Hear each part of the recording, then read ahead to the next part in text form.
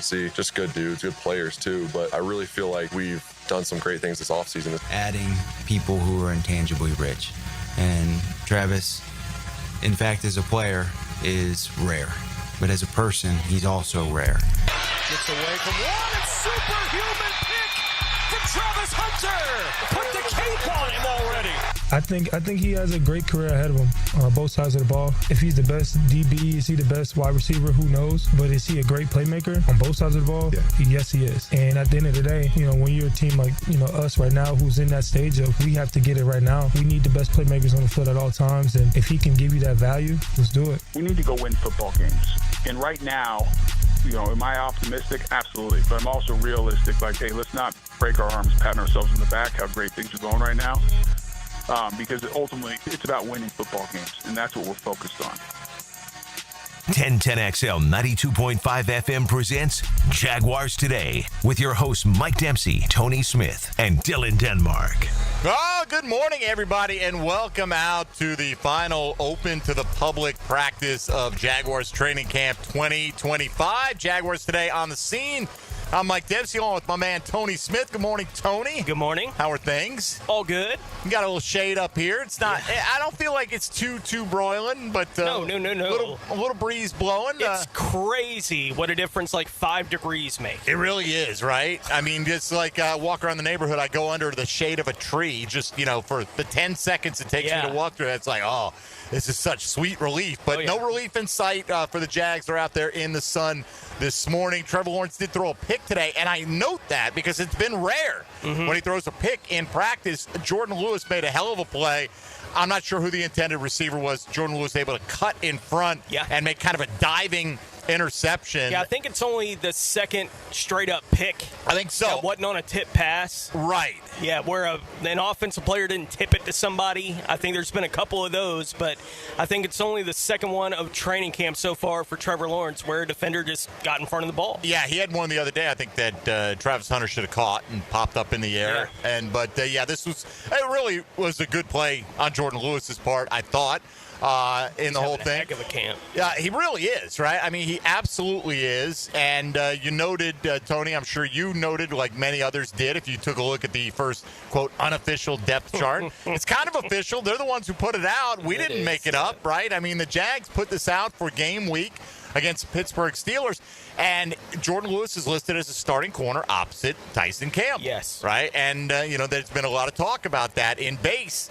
Is Jordan Lewis on the field? Tony, he's a feisty playmaker. He's around the ball a lot in camp, getting his hands on pass breakups, even if he's not coming down with interceptions every single time.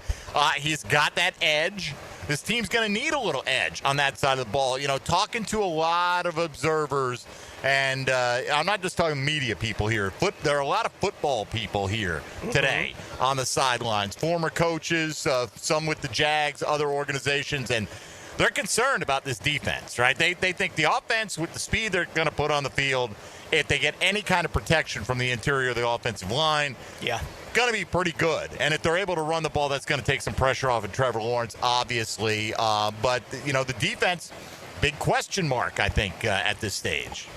Oh, no doubt, and we'll see exactly. It's obviously brand new on both sides of the ball in a lot of ways. They're putting in new schemes, right, offensively and defensively, but you can kind of see the skill that they have in a bunch of different spots on the offensive side of the ball. A lot of reliance on the offensive line just taking a big step forward from where it's been basically the last 2 years, but there's at least the opportunity for that kind of growth on that side, and it's pretty easy to see. Defensively, look, how many lists have we done this offseason when we've been doing, top fives, where we would be talking about top 5 on offense, defense side of the ball, and especially when we would do defense specifically, we would name 2 guys. It'd be Trayvon and Josh, and then, we'll fill out the rest of the 5. Right. That's the way that you felt a lot of the time with that kind of thing. So there being questions about what's going to happen on defense for the Jags is not a surprise. It's questions we've been asking all offseason, too. I guess we kind of unofficially retired the Tuesday top 5 for the summer. Jeff Logan will be with us, so it'll be Check the Tape Tuesday beginning next week, and we'll actually have a game to reflect on, at least a preseason game to reflect on when Logs comes in studio with us as we're getting cranked back up into regular season mode right now. Couple of observations of the big plays I saw today. I think it was the first play in the early team period. Tank Bigsby caught a wheel route. Would have been good for a big gainer up the sideline. You know, people, Tank can't catch. He can't catch the ball. I mean, look, these guys can do a lot of things. It depends on what they're asked to do. Is it his top attribute? No. But does that mean that Tank Bigsby isn't one of the best athletes in the world? All these guys are great athletes, man. Hand-eye coordination comes as part of the package. I'm not saying there haven't been running backs that have struggled to catch the ball. There have been. I don't think that's an issue with Tank. I'm not expecting him to run routes like Christian McCaffrey from the slot. Just catch the easy ones, catch the swing passes, and that was a nice wheel route. Would have been a big play up the sideline. Travis Etienne on the other side of the field, up the right sideline, more of a wide receiver, kind of a go ball, and he was one-on-one with a defensive player. Couldn't catch the number, but Etienne went up and out-muscled him for the catch, which was very nice. Joshua Cephas, I think it was from Hennigan, caught a deep ball over everybody earlier in practice today. Parker Washington with a couple of nice grabs as well. And, of course, Jordan Lewis with the interception, as we mentioned, as they're still going on. They're only going to be going for a few more minutes today, and that'll be it for the public viewing portion of training camp. Yeah, I think it's interesting, talking about Tank as a receiver. And there was so much that went wrong for him his rookie year. Right, like that first touch resulted in a fumble. He's the guy standing there staring at the ball when it gets knocked out of his hands instead of fighting for it. And, the coaches held him to account for that. He didn't get to play a whole lot after those kind of plays were happening. In fact, there was late in the season, I forget who they were playing, and he got a carry late in the game, and it's like maybe he's finally coming out of it. Right, like in the coaches' eyes. That's how weird that rookie season was for Tank Bigsby. And last year, they just never had him as basically a part of the pass game. And it's the same coaches who had held it against him, right, his rookie year. So maybe there is a little bit of new guys with eyes on him that are, this is what you have to do to be in our offense if you're going to be on the field more than just 2 downs, right? At least have the opportunity to be on the field whenever we are playing offense. You have to be able to do these different things. Tank never had a shot to do that his second year because of how bad his rookie year is, the way it felt to me with the same coaches being here coaching him at that point in his second season. But I do think here going into year 3, why wouldn't a new coaching staff take a look at it and at least test it? Or fresh eyes, right? Like, we need to see whether or not he can do it because we'd rather not have to pull him every time we're in this kind of situation and have a tell of sorts for the defenses that are going against this team. So it makes sense to at least test it. I don't think training camp is necessarily where you're going to find out whether that question is actually answered. That's going to come when a game's actually being played. How effective is he catching the ball? Is he protecting the ball? Obviously, that's the big question for Tank Bigsby, and that'll start with whatever opportunities he gets on Saturday against Pittsburgh. Just the ball can't hit the ground. It just cannot hit the ground when it's intended for him, whether it be a handoff or a pass, and he has an opportunity to make a play. Listed as a co-starter along with Travis Etienne. It's Travis Etienne or Tank Bigsby, the first unofficial depth chart. We stole this one straight from the higher-ups at 1010XL. Basically, they tweeted this out yesterday. I thought, well, that's a very good question to ask. What catches your eye? Basically, what stands out to you from this initial depth chart? So we'll go through some of the different permutations on here because there are some interesting things that you're like, oh, what does this mean? Is this guy, and again, it's unofficial. The one that comes out in 4 weeks will be the really important one. That'll be the one that matters. But I don't think they're just randomly assigning names here, right? I mean, this is how they see it at this moment, subject to change, particularly for the ones where there's an or, Patrick McCarry or Chuma Edoga. That just tells you how well Chuma Edoga has been playing because I think we all penciled in McCarry when they signed him to that contract that's going to be your starting right guard. That's one example. So let us know today what you think about that. We're going to have Jack Kaiser stop by. I didn't even tell Taylor Dahl about that. She's probably excited that the rookie out of Notre Dame is going to join us. Taylor's going to stop by and give us her thoughts. She's out here at camp. I saw Kelly Coughlin this morning. And she wondered if anyone was still available to run 1010XL because, like, everyone from 1010XL, past, present, and future, it seems, is out here at practice today. We're definitely running deep. John Shipley going to try to work him in the second hour today from SI's coverage of your Jacksonville Jaguars. So we got a lot of options, a lot of different ways we're going to go. If you want to get in today, if we have time, 641-1010 on the Checkmate Coatings phone lines, or more primarily on the text line designed by Lifetime Enclosures. You can hop in the YouTube virtual studio and watch us with that beautiful Jacksonville blue sky in the background right there. Stream us live there. Post some thoughts there. You can also stream us on Twitter, on Facebook, and hit us up on social media at MD_1010XL, at 1010XL Fat Tony, and yes, good morning to at 1010XL Denmark. Ain't no laws when you're drinking claws, baby. Good morning, Mike. Good morning, sir. Everything good back at World Headquarters? Yeah, we're Gucci over here. We are perfectly Gucci back at 9117 Hogan Road. Not for much longer, but for now, we are absolutely in that kind of shape. All right, so Taylor Dahl is going to swing by from Helmets and Heels. Coming up, we'll take our first time out of the day. Jags still going on with their practice. Trevor Lawrence just misconnecting on what would have been about a 40, 45-yard completion with De'Ami Brown. He gave a diving effort, couldn't come up with it in one-on-one coverage. So we'll tell you any other highlights that come out of this. Liam Cohen, I'm sure, will speak after practice, and we'll get some thoughts from the head coach along the way as well. Jaguar training camp, last one open to the public, and Jaguars Today is on the scene at the Miller Electric Center with Tony Smith and Dylan Denmark. I'm Mike Dempsey on 1010XL and 92.5 FM. Jaguars Today. From the Renewal by Anderson Custom Windows and Doors Studios of 1010XL, John Osher knows Jacksonville football like Jack's Beach knows the ocean. That makes two of us.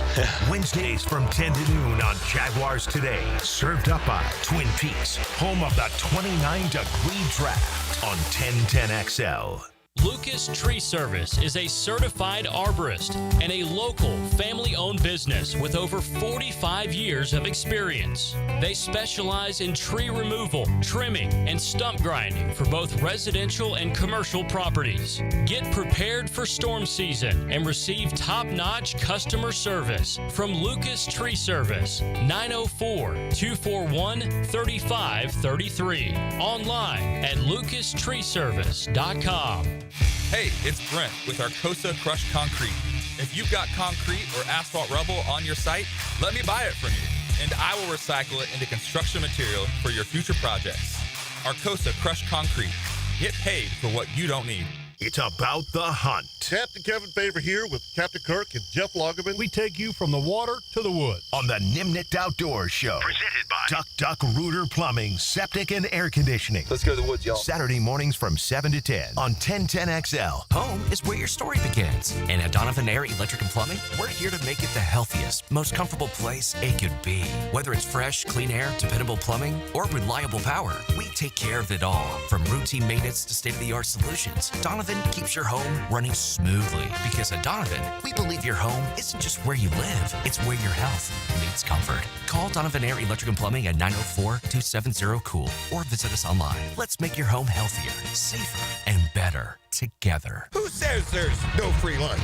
Join me, Hicken, and Jaguar and Gator legend Fred Taylor for free food and football talk Friday, August 8th at Alhambra Theater. When you hear this, bye-bye, Brock Marion's chasing a 90-yard run. Be caller 28 to win a pair of tickets to a free lunch with Fred. Doors open at 11. Jags talk, Gators talk, football talk, including a 1-hour Q&A with Freddie T.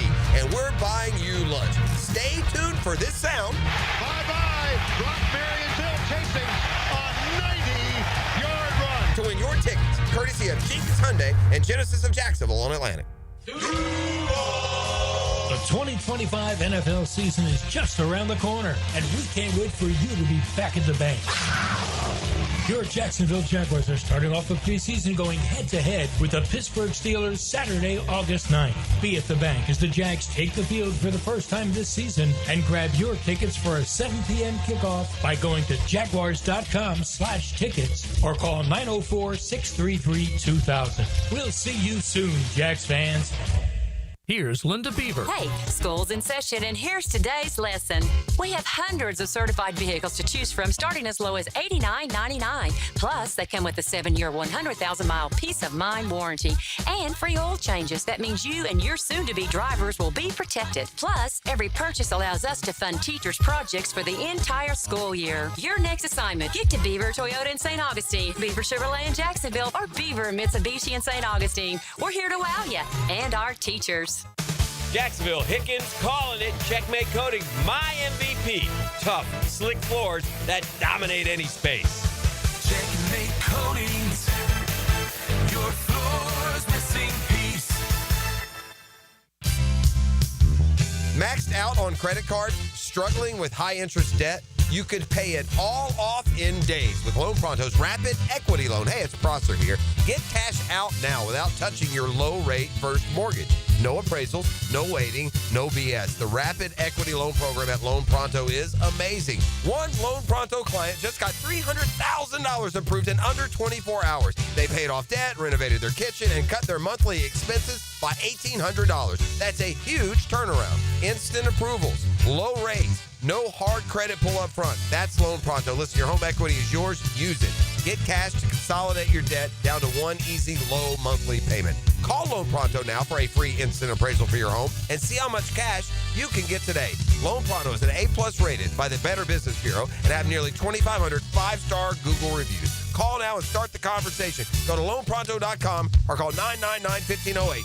That's loanpronto.com. 1010XL is presented by Farah & Farah, exclusive injury law firm of the Jacksonville Jaguars. Protecting you and your family. Call 396-5555. Jacksonville. Jaguars Today on 1010XL.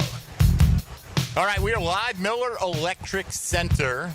And it is electric out here, Tony. No doubt. Another good crowd. Hey, earlier, it's really filled out. A buddy of mine is the only day he was able to come out here, and he texted me. He goes, man, amazing crowd. And I looked up, and I'm like, that's the smallest crowd we've had out here. Mm-hmm. And now it is definitely filled in.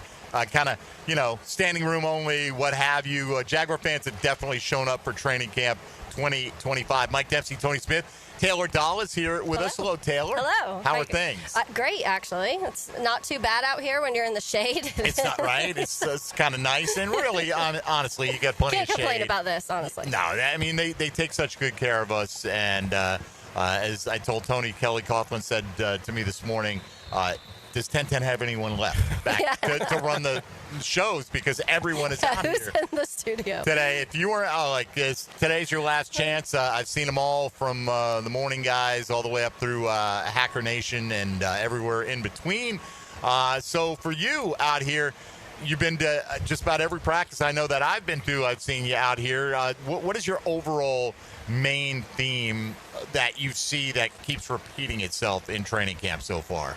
Yeah, I think that a few things that pop out to me have been the safety room competition, which I already was intrigued by coming into camp. And that's just because, obviously, drafting a guy like Caleb Ransaw, adding him to a group where you went and you signed and you gave some money to Eric Murray. There's guys that have been trying to prove it. A Dewey, who every year, you've really seen enough from Dewey to where you feel like you want him on your roster. And then Antonio Johnson, I feel like we've had the conversation of, okay, it's going to break out. It's going to break out. And he's had a really good camp, so it's really been fun to watch that group compete. And I think the depth chart kind of shows that it's been competitive. So that's been fun for me. I think the running back group, I was glad to see Tootin back out there today because I think that group in general has also been really fun to watch. And I really wanted to see Tootin kind of be a part of a lot of it, and him being banged up a little bit. We haven't got to see him for a little bit.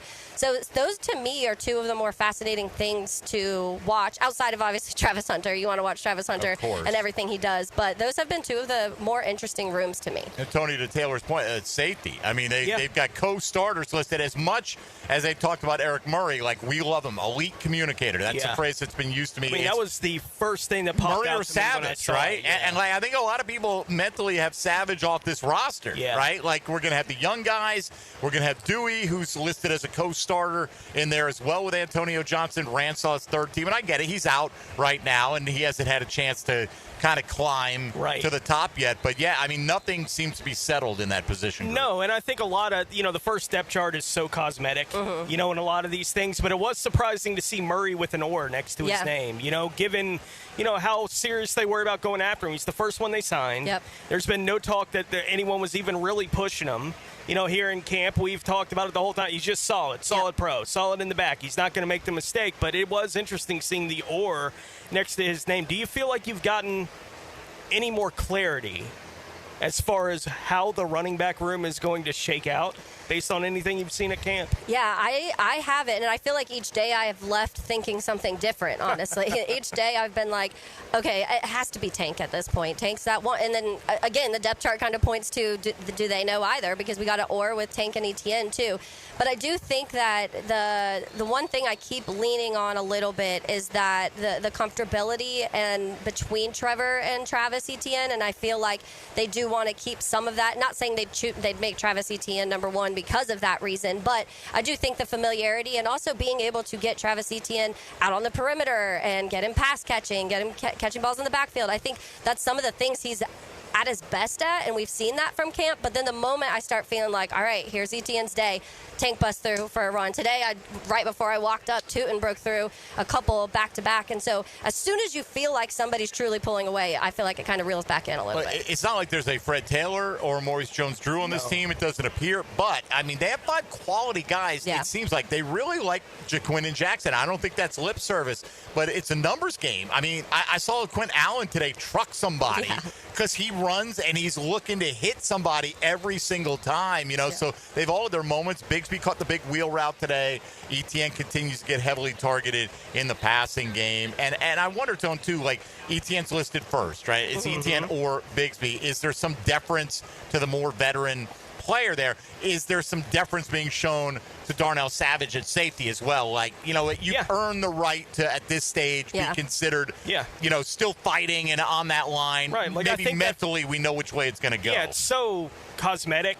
That first, as I said, I don't read much into it, but it was interesting to see the oars. Yeah. Where we saw a couple of the oars there. I also thought it was interesting, talking about that depth chart, that they already have Hunter as a starter at wide receiver, but not at corner yet, right? And it does feel like that's kind of a matter of time that he'll be listed as one of their 3 starting corners, but he is at least on the or for now. And it was interesting to see Jordan Lewis on the opposite side. Of Tyson Campbell. So it does look like that's their plan right now if they are in a base defense. Yeah, and that's what it was interesting to me that they didn't branch off that nickel, because I feel like the whole conversation bringing Jordan Lewis here was him being one of the best nickel corners in the league last year. So I was a little surprised they didn't break off that and have the 2 with Tyson Jarian or Travis. But that one was interesting. I think also the one Makari, and he's been injured too, so that's part of it too. But they had a or with him and Adoga too, and that when you compare it to, because I said on air, I was like, that one's kind of interesting, and Lauren mentioned, well, Makari's been injured, and I was like, Eric Armstead hasn't practiced at all, and there's no or next to his name behind that. So it is, to me, that shows that maybe they haven't seen enough from Makari so far to fully solidify that, or they've seen more than maybe what they thought from Adoga, because what I've seen when he's been out there, he's played really well. They've raved about Adoga. Yeah. With the people I've talked to said, absolutely, this guy is coming for a spot. Now, whether he wins that or not, time will tell. But I absolutely agree with you. Like, it's surprising to see Makari in this position, but I think that is more of a nod to how well Adoga has played right now. And the way that the cornerbacks are playing out, and we kind of talked about it a little at the top, Jordan Lewis has to be on the field right now. I mean, definitely. He's out making plays. So, and look, if you're really in nickel 2/3 of the time, Jarian or Travis will have plenty of reps. Oh, yeah. And maybe we'll get to the point where it's Tyson Campbell and Travis Hunter, once they realize just how much he's able to put on his plate and hold down for himself. But, the other thing, somebody pointed this out yesterday when I retweeted 1010XL's tweet on this. They said, well, Bigsby's listed as a kick returner. Yeah. Are you going to put your starters on special teams? And sometimes you do, but he's also he's the number 2 guy. Parker Washington's listed as the primary punt and kick returner, right? And so to me, that just gives Bigsby a little added value. And with the depth that they have here, if you wanted, if Parker Washington missed a game and you wanted Bigsby to be back there, you've got enough options at running back that I don't think it would be a big detriment to your running game. No, probably not. And, it does seem like weekly, Taylor, we have some question when we're doing our questions of the day.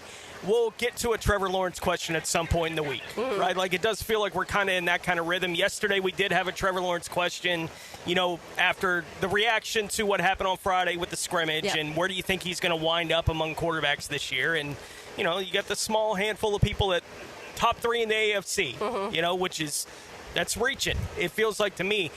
But my question would be, you've been out here for camp as much as you have. We saw the scrimmage. What are the chances you would put on Trevor Lawrence performing at that kind of, like having a Baker Mayfield type season in his first year in this Liam Cohen offense? Yeah, I think that it will. I keep going back and forth with this because I do think obviously there's a lot of factors in that happening. I think the run game really getting going is going to be a large part of that.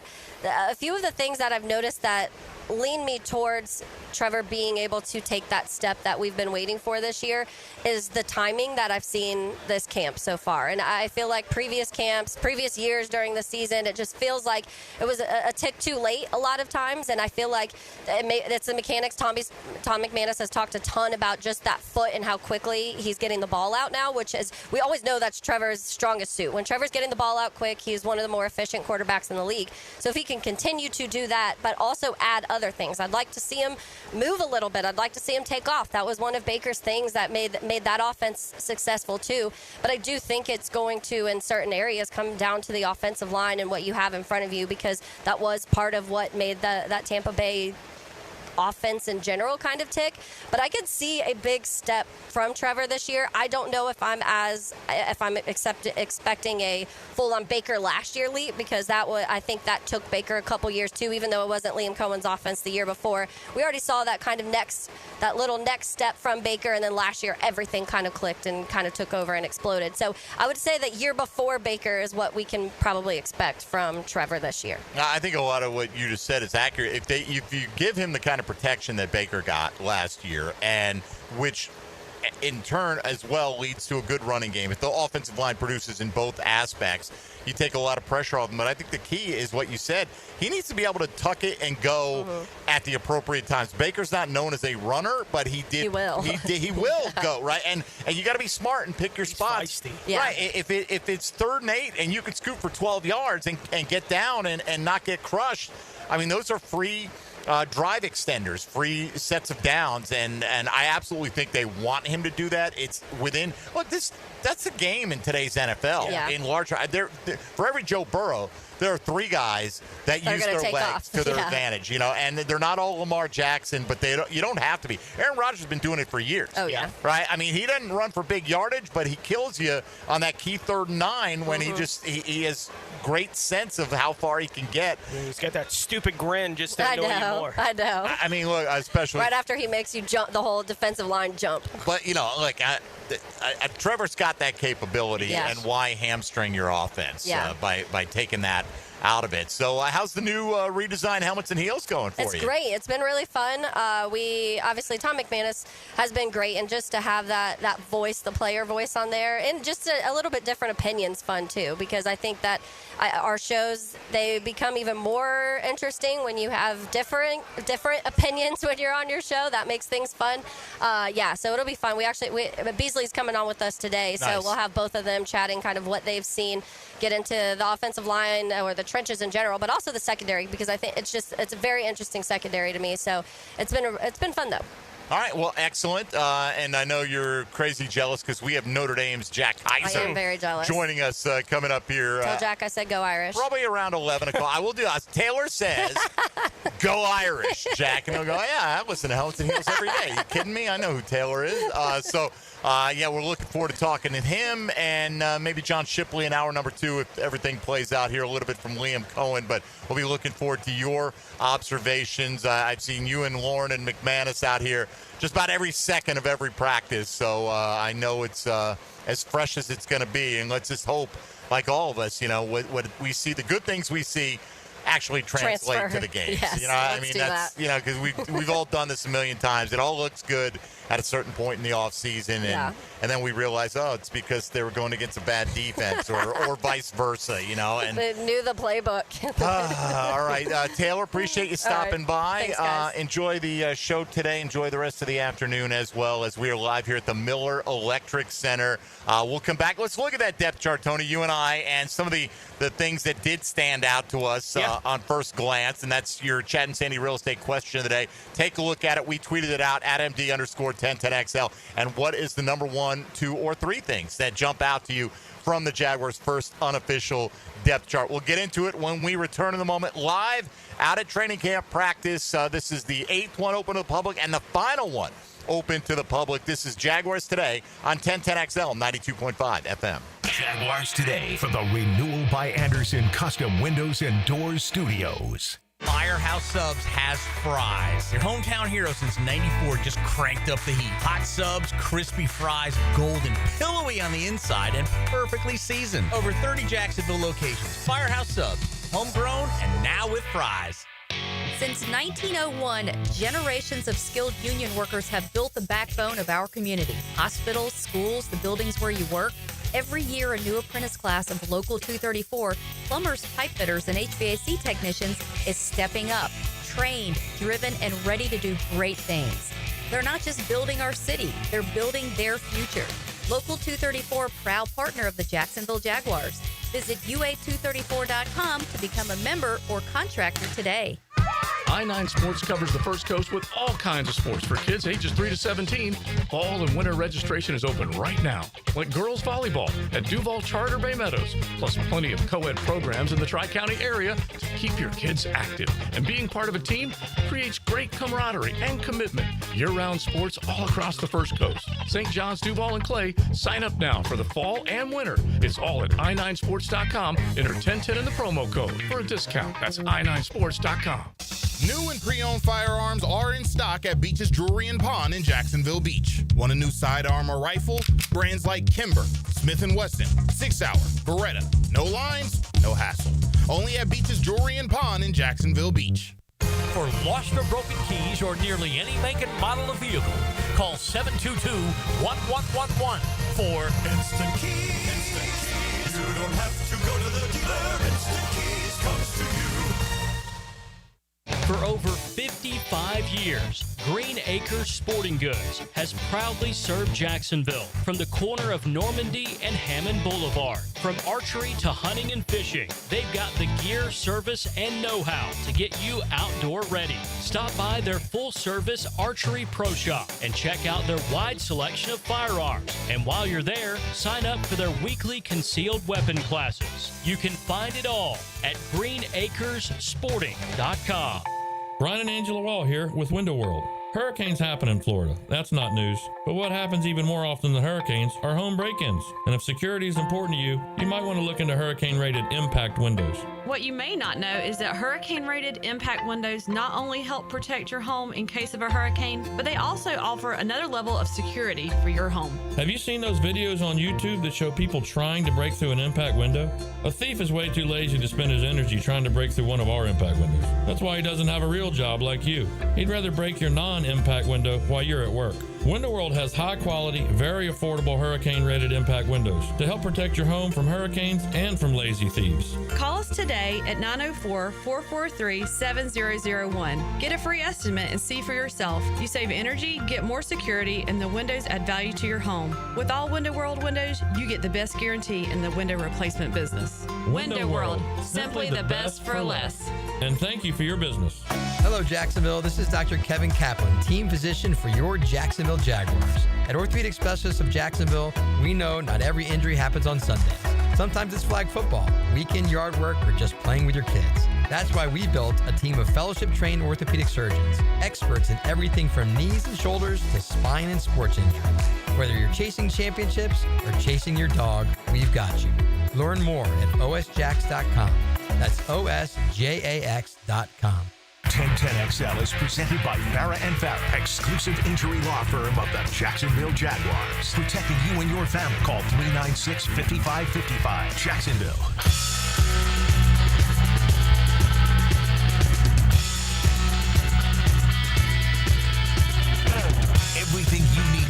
about the Jags. Jaguars Today on 1010XL. All right, got a lot of fans lined up here, Tony, in the end zone area. I don't know how you get selected for this, but they're out here to get some autographs. Yeah. The Jags very accommodating to their fan base. I think they've been great hosts out here. Hope the fans who've been able to come out have enjoyed it. It's been hot, but the weather otherwise has been good, clear.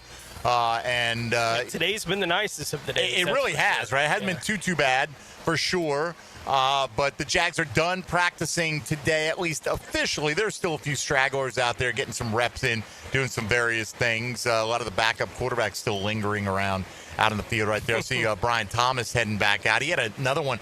Trevor Lawrence threw just a hair behind him on a crossing route, and BT was probably going to be able to adjust and haul it in, and at the last second, DB just slapped it right down out of his hands. And I feel like it's been a little bit of that, a little bit of frustration for Brian Thomas at times.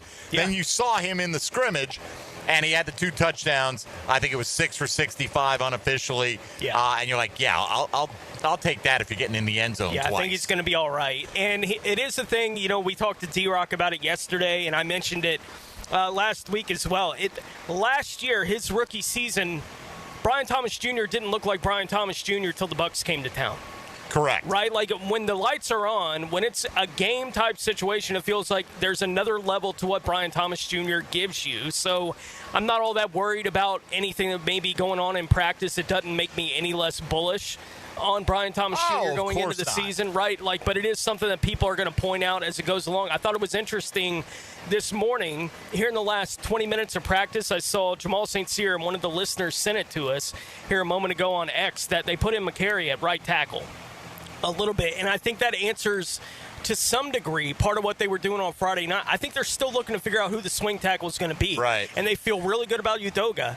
Like, if they have to play him at guard, so they move McCary out to tackle, I think they're trying to figure out exactly what is our best option if we get put in that kind of situation. It's the NFL. Odds are one of your tackles is going to be down for some period of time, right, at some point in the season. So you're going to need to know what your plan is going to be with who is our third tackle in our mind right now. McCary hadn't even been on the field all that long for him, so they're still trying to sort all of these different kind of things out. But they are trying to just figure out exactly what that's going to look like, and they ought to be planning for those kind of things. They need to know. Well, sure, and you look at the depth chart. They didn't say Walker Little or. They didn't say Anton Harrison or. Those guys right at the moment are clearly your starting tackles at the moment, right? Things can change, and just because it says McCary or Chuma Udoga doesn't mean McCary won't ultimately win that spot. Speaking of the depth chart, that will be the focus of today's 10-10 Take. 10-10 Take. Now, Mike Dempsey's 10-10 Take is serviced by Ideal Conditions Heating and Air, your go-to local HVAC company, veteran owned and operated. All right, so Rick Blue tweeting this out. Liam Cohen spoke after practice today, and among the things he said, he hopes that Eric Armstead will be ready for week 1 against Carolina, but he doesn't know for sure. So if you're wondering, is it a legit injury? Obviously it is. It's whatever's bothering him with the back, and it seems open-ended, Tony. That seems worrisome to me. Yeah. That we're 4.5 weeks away, and you're not sure if Eric Armstead's going to be game ready to go. Now, he's listed as your number 1 defensive tackle. Devon Hamilton's listed as your starter at nose. Immediately behind Eric Armstead, you got Mason Smith. Well, Mason Smith's been on the PUP. He's been, doing a little bit of individual activity, but not taking part in practice, not putting on the pads, those kind of things. So your top 2 guys vying to play next to Devon Hamilton are unavailable and pretty open-ended as to when they're going to be available. Tyler Lacey listed as third team. If you're playing this week, I would expect Tyler Lacey starting at defensive tackle on Saturday night against Pittsburgh. That's not ideal. And, talking with a lot of former coaches out here, head coaches, position coaches, and talking to one of them today, said, hey, look, that speed, offense, I think the offense is going to be fine if the line comes along at all, and there are ways to kind of game plan around that. Big concern is, can you stop anybody from running it right down your throat on this football team? And great, Josh Hines and Trayvon Walker are having fantastic camps. But if you can't get to those pass rush situations. If you're constantly in 3rd and 4, 3rd and 5, and you're not sure what's coming, and you can't pin your ears back, it's going to blunt the effectiveness of the pass rush to at least some degree. If you can't control the tempo of the other team and they can dictate pace and run it on you, it's going to be a long year. And I'm hearing a lot more concern from the coaches, the former coaches that are around these parts that have been showing up at these practices than I am about the offense. A lot more concerned about the defense. Yeah, I think this speaks to my nature as a football observer and fan, that when dealing with a team getting ready for a season, if you're going to tell me the issues going into camp, which they were for the Jacksonville Jaguars, if you were going to list them, they'd be in some order. They'd be a couple that we've talked about and actually feel okay about. I think to a large degree, safety and running back, right? But I think they have options at those spots, and they feel pretty good about a bunch of the options. It's a matter of figuring out how are we going to sort this out. But I think those two positions we talked about a lot getting ready for camp. I think we talked about an entire offseason along the offensive line. They were willing to add half a dozen bodies. What is it going to look like? That's still a very, very open question. I mentioned it at the end of the show yesterday. I'm not nearly as bullish as I was at the beginning of camp about what this offensive line is going to be. I think they're going to be better than they were last year, but I think the opportunity for them to get to that kind of 10 to 12 range, which I thought was the peak of what they could be, that feels further and further away to me as we go through the process here, and there's a bunch of different reasons for that. And the other big question mark was they made a bet. They made a bet through the entire offseason that Eric Armstead and Mason Smith was going to be enough. The improvement from those two guys, moving Eric Armstead back inside, was going to be enough that it would unlock their two best players on that side of the ball to give them an opportunity to shine on either side of what was happening in the middle of the defensive line. Well, now Armstead may or may not be available for week 1. We don't know what the answer to that is. Mason Smith, we're not sure when he's going to get back on the field, but it does sound like we may not see either of those guys really until the week of week 1. Right, like there's a chance that's not the case with Mason Smith. I am too, but we just don't know exactly what that's going to look like. So these are big questions that we had going into this process. Unfortunately, the public's not going to be allowed to be out here anymore. This is the last open day for the public to even see what's going on. The media can see parts of what's going on at camp here going forward.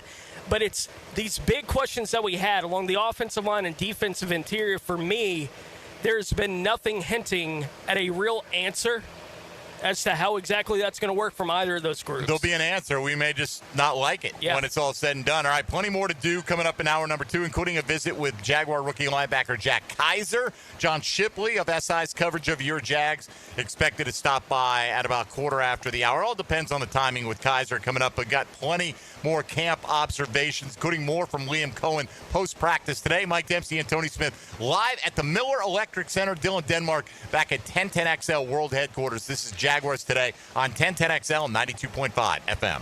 Jaguars Today from the Renewal by Anderson Custom Windows and Doors Studios of 1010XL. Former Jags middle linebacker Tom McManus brings some grit to the ladies of helmets and heels. You do it as tough as it is possible to do. Catch the new look helmets and heels afternoons 2 to 4. And you do that in all things. On 1010XL. Got a leak or a clog? Or are old galvanized pipes causing low water pressure? At Superior Plumbing and Pipelining, we don't just fix plumbing issues. We solve them for good. And unlike other plumbers in the area, Superior Plumbing and Pipelining will never charge you to diagnose a problem. From simple plumbing repairs to trenchless pipelining, our estimates are free. And we can reline your cast iron pipes without making a mess of your yard. You have many choices for plumbing work. Make the superior choice.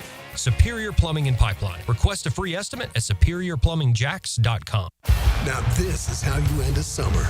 Under the lights, surrounded by history. The driver's last shot at the playoffs. Your last chance to see regular season action. Friday night, Xfinity lights the fuse. Saturday night, the Cup Series delivers the fireworks. This is Daytona. This is everything. NASCAR weekend at Daytona International Speedway, August 22nd and 23rd. Get your tickets now at DaytonaInternationalSpeedway.com. I open the door and take you inside the locker room to get you closer to the field, the players and coaches you care about. Get a look at Hayes' blog on 1010XL.com. My blog is brought to you by Roland Reese Plumbing, where quality and experience count. Chelsea here from Renewal by Anderson. You've seen and heard our ads where I talk about Renewal by Anderson's exclusive Fibrix material, twice as strong as vinyl, incredibly energy efficient, and custom built to fit your home perfectly. But if you haven't reached out yet, August only, Renewal by Anderson is offering triple savings. $300 off every window, $825 off every patio door, plus 0 down, 0 payments, and 0% interest for 12 months. Schedule your free consultation today at bestwindowsflorida.com. License number CGC 1527613. A lot of companies will tell you they're the best. At Custom Tree Surgeons, they show you every time. Custom Tree Surgeons has built an all-pro team. Every tree service professional has years of experience, continually trained and certified. They know what, when, and how to handle any job. It gets done efficiently and quickly by a team of experts. So for tree trimming, removal, stump grinding, and emergency services, forget any name other than Custom Tree Surgeons. There is no job they can't do better. Go to our website, CustomTreeSurgeons.com. That's CustomTreeSurgeons.com. And let them show you how the job is supposed to get done. Lauren Brooks here for Terminix. As temperatures warm up around us, ants come out in droves. And when they move into your home or business, it's unnerving. Terminix knows that ants add up fast. But Terminix subtracts them faster because living with ants isn't any fun. When ants show up, so does Terminix. Don't live with an ant problem, Terminix it. Visit Terminix.com today to schedule a free inspection online. That's TERMINIX.com. Hi, I'm Mac with Baker Glass. If you've got fogged up windows, let me help. We'll replace them with clear, insulated units that brighten up your home. People say we're fast, friendly, and reliable. Just check out our Google reviews. Call me today. Baker Glass. No one treats you better. Hacker here with a cool story to share with you guys. Everybody knows I've lost a lot of weight thanks to the great folks of Awaken 180 Weight Loss. But how about this? I went into my closet a couple of days ago, pulled out a shirt from 2019, and was able to put it on for the first time in over 6 years. That's what happens when you lose over 100 pounds thanks to Awaken 180 Weight Loss. The guidance I get from Coach Kate, I've met with her every week, every step of the way. She was encouraging me. She was guiding me. She was giving me instructions. It made the plan so simple, and the weight absolutely fell off. Look, if it's time for you to lose weight, like it was for me, do yourself a favor. Do your family a favor and call 844-346-1800. That's 844-346-1800, or go to awaken180weightloss.com. They can change your life. I know this because they've changed mine. Now it's your turn. Awaken 180 Weight Loss. Jacksonville Hickens calling it. Checkmate Coating, my MVP. Tough, slick floors that dominate any space. Checkmate Coatings, your floor's missing piece. 1010XL is presented by Farrah & Farrah, exclusive injury law firm of the Jacksonville Jaguars. Protecting you and your family. Call 396-5555. Jacksonville. Everything you need to know about the Jags. Jaguars Today on 1010XL. All right. Well, apparently the offense didn't live up to satisfaction Tank today. had a big play, and he did. That's the offense. I saw a few good plays on the offense. And those were the easy ones to pick out, though, right? Like we talked about, Cephas caught a deep ball. Etienne caught a pretty deep ball. Tank had that play, if that's the one they're referring to, on the wheel route that opened things up. Would have been a huge gainer. And who knows what that would have gone for. But, you're going to have some of that. The offense had the better of it on Friday night. So if there is this level of concern with the defense, then okay. Nice of them to have a good day. Yeah, nice of them to show up, I suppose. I mean, that's one way to spin it. Yeah. Tony, I don't know. I mean, we do this every offseason. How do you know, right? You're going up against each other. Bring on the Steelers. Bring on the Steelers, but really bring on the Dolphins. In the joint practices, it will be more telling. I saw Rick Blue tweeting out again. Liam Cohen was asked if the starters are going to play Saturday night. He said that decision has not been made. Still having conversations about it, and he's been in touch with Mike Tomlin. Like, they'll coordinate. Like, it's not that, hey, take it easy on us or don't. What are you thinking? Do you want to get a couple of series out of your guys? Okay, I'll play my ones for a series. You do the same, or 2 series, or whatever it is. Or, no, you're going to rest your guys. Then we'll do the same. And, look, you get 3 of them. And as we said, if you're not playing them in the 3rd preseason game, then you're getting basically a 3-week break. So it sounds like maybe we'll see a series out of the starters on Saturday, Right, Tone, yeah. and then they'll ramp it up in weeks 2 and week 3 of the preseason, and that's kind of where we're at right now. We'll go around the league coming up here shortly, but Jack Kaiser's making his way over to the set right now, so we appreciate it. It's been a kind of a rookie parade for the fellas here on Jaguars Today, as we'll get him all squared away, fresh off the practice field. Hasn't even had time to take a shower. He doesn't care. He loves it, man. He's in NFL sweat right now, and out of the University of Notre Dame, and hopefully a big key part of the Jaguars' long-term future here. Jack Kaiser joins us, Mike Dempsey and Tony Smith on 1010XL. Jack, good morning. How are you? Hey, I'm good. Thanks for having me on. I appreciate you coming on. One of our co-hosts is a big Notre Dame fan. Yeah. And she's bummed. She missed you by Kill us about if we 10 don't minutes, say man. hi. So, yes, Yeah. hi from Taylor. She's very happy to have you. We're all happy to have you here in Jacksonville. And, what's camp been like? I mean, your first one in the NFL. It's still football, but what's the professional experience been like for you so far? Yeah, it's a little different. It's a little hotter down here than South Bend, right? So that's been the big thing getting used to, is just coming out here and, 8 a.m. the humidity is, already 90 alive, right? And then from there, the sun comes out and it's just burning you. But it's been good. I think, honestly, though, Notre Dame prepared me really well for, mentally, the mental aspect, the playbook, the pressure, right? And then physically, I think, everything that we did was very similar between, what we did in the weight room and sports science, and then on the field. Similar intensity. Obviously, the talent is a little bit different, right? You like ones, twos, or threes, you're going against studs out there pretty much, and it's guys are trying to earn a job every single day, and you can see that. And so I think that's the big difference when it comes to being on the grass. Have you had a kind of welcome to the NFL moment yet? We know preseason hasn't officially kicked off yet, so there's plenty more to come, but just in what you've experienced. Yeah, I mean, every day you have some type of moment where it's like, oh, that's a little different than what it used to be like, right? Whether it's, getting Big Fred up on you and you're trying to get off the block and he just bear hugs you, right? Like, he's a big dude. There's not many like that in college. And so, every single day something happens where it's like, yeah, like that this is the NFL. But I'm sure there's going to be, more of those moments, as the season rolls on and as the career goes on. And like I said, every day there's going to be some type of thing to learn from and try to get better from. Take us back for a moment, if you would, to the lead up to the draft. The Jags take you 107 overall in the 4th round. Did you know you were on Jacksonville's radar? What was the process like? Yeah, I really had no clue. I feel like, we thought we had a sense of, what teams really liked me and what picks were coming up of where I could possibly fall. Really never had a big interview with the Jaguars. Never had a 30 visit or, at the draft didn't meet with them. So really never had much contact with them, and then all of a sudden got the pick. And so it was a pretty surreal moment when that happened, right? Like, you get a phone call and you're like, oh, you answer, it's Jacksonville, and it's like, oh, like my whole family was shocked.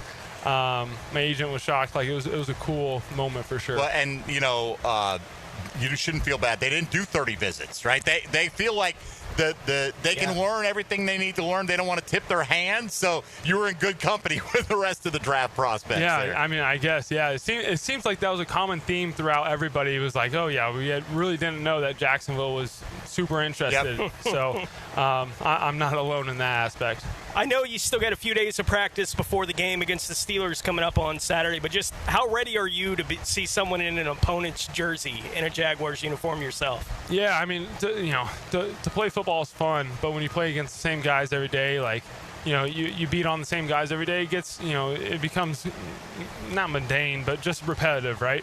And I think, being in the stadium last Friday and have that night practice kind of opened your eyes, like, wow, like, I really want that taste of a real game action against a team in a different uniform, right? And so to know that's coming up and have the opportunity to go out there again at night and put on a show and try to perform to your best against opponent and compete, that's going to be really fun.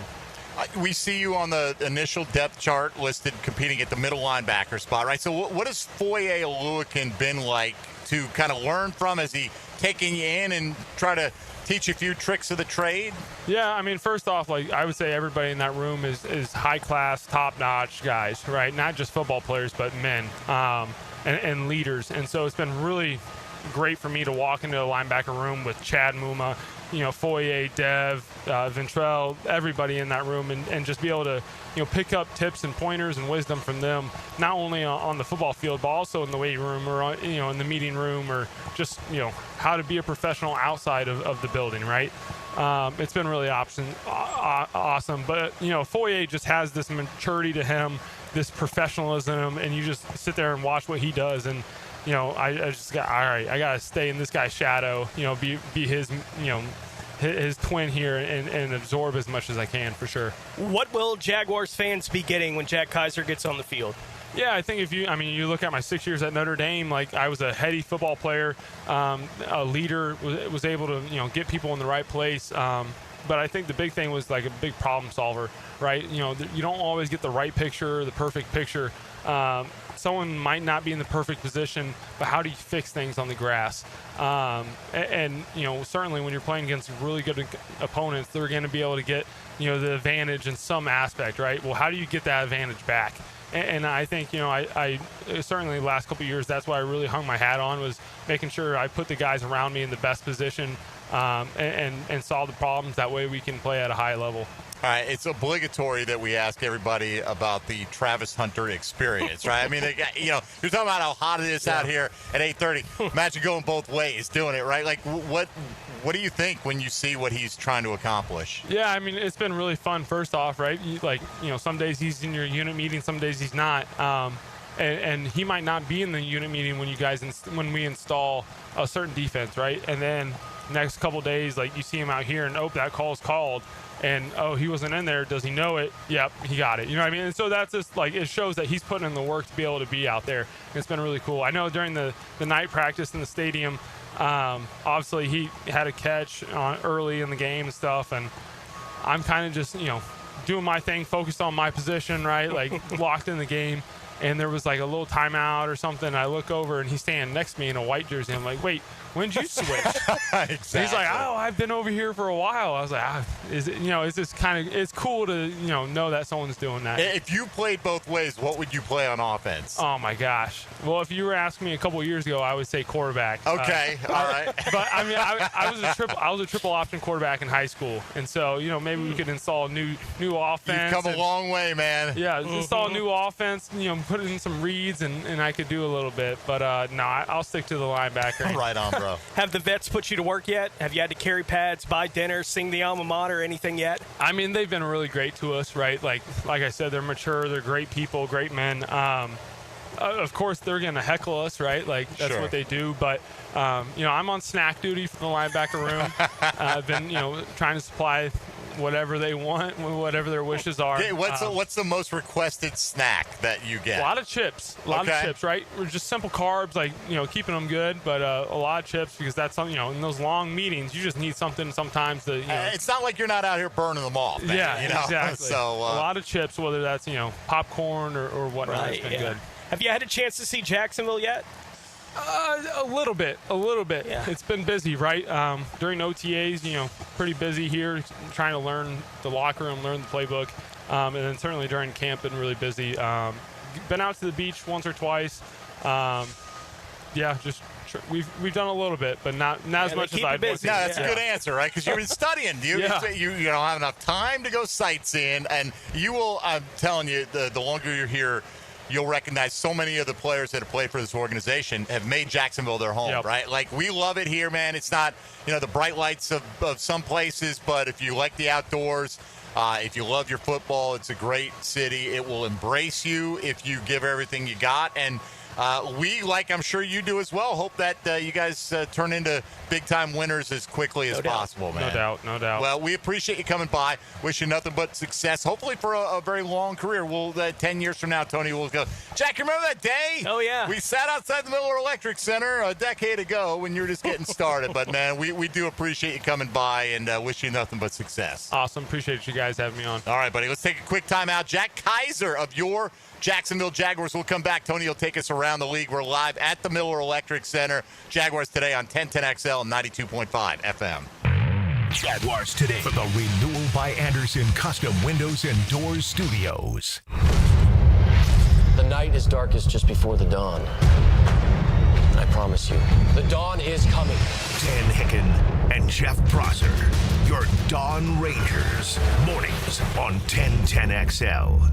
Jags fans, a new Everbank Performance account could be your ticket to London this October. The Everbank London Getaway Experience. One lucky winner and a guest get round-trip airfare, hotel accommodations, and tickets to see the Jags play in London. Everbank.com/London for official rules. No purchase necessary to enter or win. Open to legal residents of the United States and D.C. 18 and older. Everbank London Getaway Sweeps entry period 7/28/25 to 9/5/25. Enter and get official rules and details at Everbank.com/London. This Day in Sports History is brought to you by Southeast Orthopedic Specialists. On August 5th, 1936, Jesse Owens wins the 200-meter dash, getting his third Olympic gold medal in the Berlin Olympics. Transmission troubles? I'm Robin Sidbury, owner of Action Transmission Specialist on Merrill Road. So come in and see how we can help solve your transmission troubles. We service all makes and models. Remember, get traction. Call Action at 744-0755.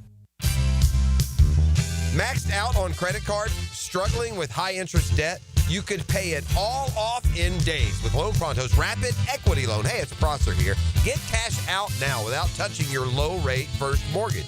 No appraisals, no waiting, no BS. The Rapid Equity Loan Program at Loan Pronto is amazing. One Loan Pronto client just got $300,000 approved in under 24 hours. They paid off debt, renovated their kitchen, and cut their monthly expenses by $1,800. That's a huge turnaround. Instant approvals, low rates, no hard credit pull up front. That's Loan Pronto. Listen, your home equity is yours. Use it.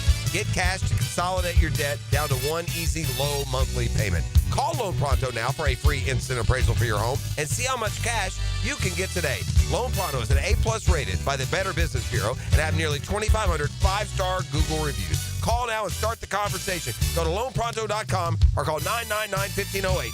That's loanpronto.com. The flagship station of the Jaguars. WJXL AM Jacksonville Beach. WJXL FM Jacksonville Beach.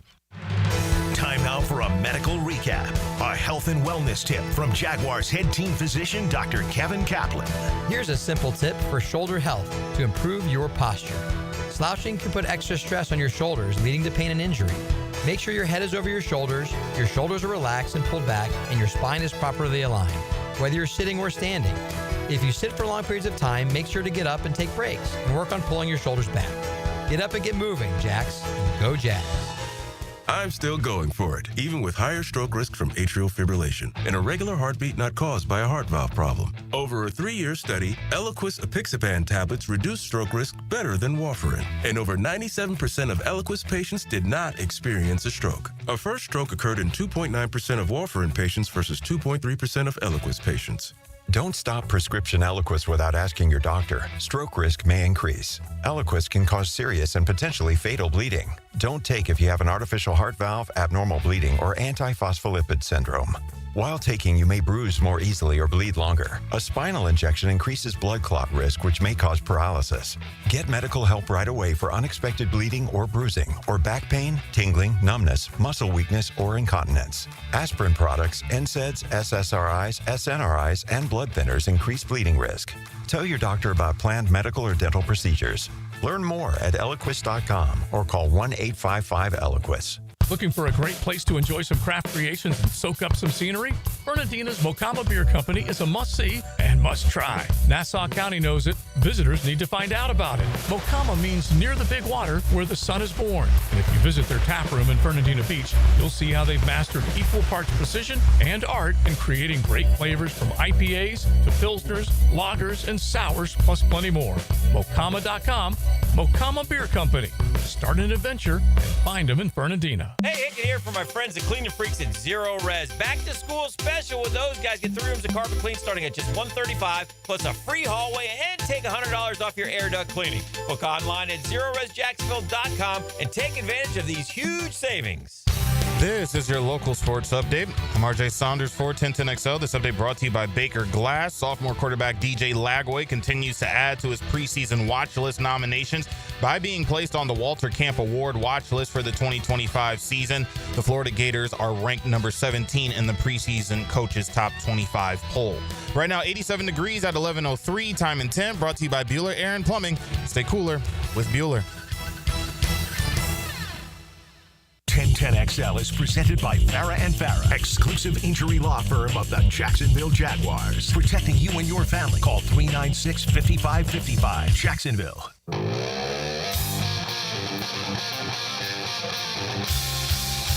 Jaguars Today on 1010XL.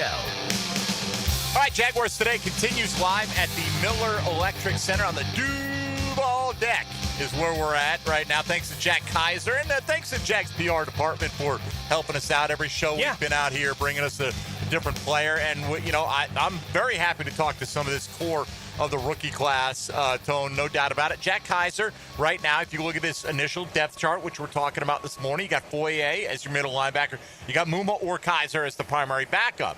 And it will not surprise me if Kaiser ultimately is that guy. And look, I'm not trying to rush Foye out of town. Hopefully he's got a couple more high-quality years left in Jacksonville. But if you get a guy who eventually becomes your long-term middle linebacker in the 4th round, that's pretty good value right there. Yeah, no doubt. And I think that's where this coaching staff and front office, if they're going to look to address middle linebacker, that kind of thing, I think that's around where in the draft they will. Right, like I don't think they're going to prioritize it necessarily, but they will spend on it when they feel like they want to, need to, that kind of thing. But I don't think they're going to draft high, at those kind of positions, not in today's modern NFL. I do wonder, hearing Kaiser say that, he played some option quarterback. Yeah. Is Trevor Lawrence aware that I think every rookie that they drafted this year kind of wanted to be a quarterback at some point? It ain't easy, baby. All right? If it was easy, everybody would do it. was the same thing last week. He was. And he was, of course, a pitcher as well, so he wanted to put that good right arm to use at some point in time. So, option quarterback. I would have thought for sure he would have said fullback or running back. Yeah. That seems like the easiest, equation to make, a la Miles Jack. Right, yeah. Back in his UCLA days. All right, well, let's shelve that. John Shipley's coming up here after our next time out shortly from Sports Illustrated's coverage of your Jaguars. But before we get there, Tony's going to let you know what's happening around the rest of the NFL. Now, Gems Around the NFL, brought to you by Beach's Jewelry and Pawn in Jax Beach. The Las Vegas Raiders are trading cornerback Jacorian Bennett to Philadelphia for defensive tackle Thomas Booker IV. The Atlanta Falcons and right tackle Caleb McGarry have agreed to terms on a 2-year, $30 million contract extension. The Ravens said yesterday that quarterback Lamar Jackson had an excused absence from practice yesterday for a pre-planned personal matter. Cleveland quarterbacks are all dealing with different severities of injuries. Shedeur Sanders was dealing with arm soreness over the weekend. Dylan Gabriel was limited yesterday with hamstring tightness, and Kenny Pickett remains out with a hamstring injury. Detroit corner Ernest Rakestraw Jr. will be out for a while due to a shoulder injury, according to head coach Dan Campbell. The Los Angeles Chargers head coach Jim Harbaugh said yesterday that running back Najee Harris is getting better as he continues to rehab from an eye injury, but he didn't put any timeline on it for his return. New York Giants head coach Brian Daboll said that the MRI results for rookie running back Cam Scatterbo were optimistic as he deals with a leg injury, but he is still being held out of practice for now. And Buffalo running back James Cook did miss practice as expected, basically again yesterday after not practicing for the first time in camp on Sunday as the two sides continue to work towards trying to get a deal done. I mean, it's probably some kind of diminishing returns if you go hardball on it, but I don't understand why hold-ins are allowed in the National Football League. Now, sometimes it's tough to prove that a guy is hurt, but it seems like it's pretty clear James Cook, he's saying, hey, this is business. Yeah, like in Washington, I saw the coach got asked yesterday about when's Terry McLaurin back, and he's like, we'll get him when we get him. Yeah. Like, in other words, he's not until the contract thing is done or he's traded. It's not like the coach has any real say in the matter in most cases, so why stick your nose in it? You've got to almost, you kind of got to tread the line between we're letting them hang out in the building players to avoid the fine. We've agreed that that's where we're at. See, I wonder, though, do any of these guys take this into the regular season? Right? It's the same complaint. Yeah. And they're not going to miss game checks. Well, they're not missing anything right now.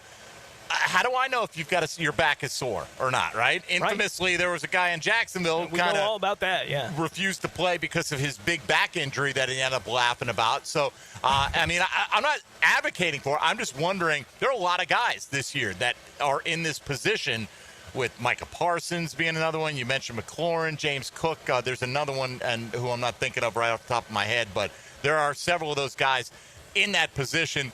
Fortunately for the Jags, it doesn't appear anybody is in that spot. We've been wondering about Eric Armstead, and they listed him with a sore back. Well, sore back now went from sore back to Liam Cohen this morning saying he's not sure he'll be available for week 1. Right. I mean, that's 4.5 weeks away, Tony. Sore back is like, hey, man, I got a sore back. I'm going to skip going to the driving range today.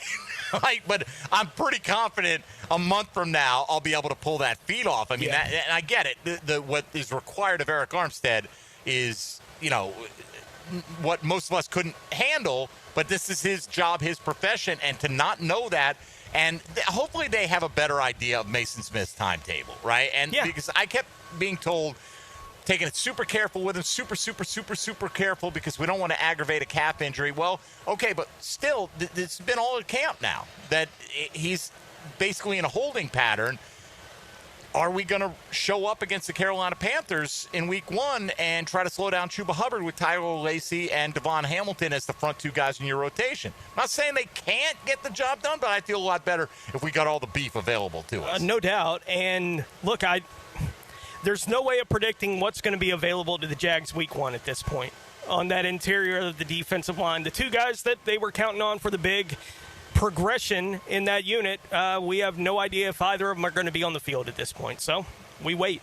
All right, well, more depth chart observations when John Shipley joins us coming up on the other side. Again, live at the Miller Electric Center. Today was the last open to the public training camp practice for your Jacksonville Jaguars. They have long since wrapped up, but Tony and I are going until noon today. Ship on the other side, so stick around. More Jaguar talk coming up on 1010XL 92.5 FM. Jaguars Today. For the Renewal by Anderson Custom Windows and Doors Studios at 1010XL.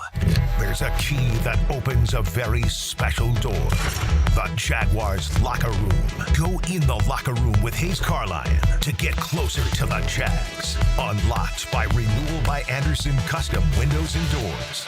Homeowners, storms don't wait, so why should you? Protect your home and your wallet with Universal Roofing Contracting. Save up to 20% on roof replacements and repairs now through August 31st. Financing is available with payments as low as $115. Call 855-ROOF-HELP for your free inspection. Universal Roofing Contracting, protecting your home, building your trust. License number CCC 057165, CBC 1258484. UniversalRoof.com. As a law enforcement officer, safe roads are one of my top priorities, ensuring everyone can get home safely each day. Some never will, due to aggressive driving, being distracted, or speeding on the roads. And too often, that results in the toughest part of my job and the longest walk in my life. I'm so sorry. I have some very sad news to share with you.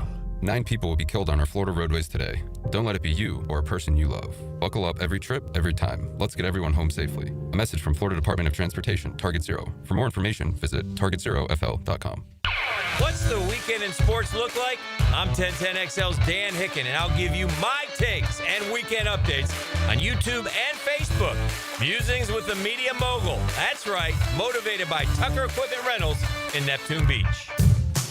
Daly's Dash is not only your Jaguars game day stop, but a great place to grab a meal any day of the week. To honor the Jags and the fans, we've crafted the Duval Sub. The Duval comes with freshly sliced turkey, ham, melted cheddar, and habanero jack cheese, topped with crisp lettuce, fresh tomatoes, and a double portion of our secret sauce, all served on a fresh roll. Come by your local's Daly's Dash today to get your delicious Duval Sub. Daly's is the official convenience store sponsor of the Jacksonville Jaguars. Hey Jacksonville, Lauren Brooks here. Summer heat is on the rise, but don't sweat it. Big Chief Tire has your back with $50 off all AC services. Whether your system needs a quick recharge or a full repair, their expert team will keep you cool and road ready all season long. With 5 locations across Jacksonville, trusted service is always nearby. Visit WeKeepJacksRollin.com or call 904-932-0950 to schedule your AC service.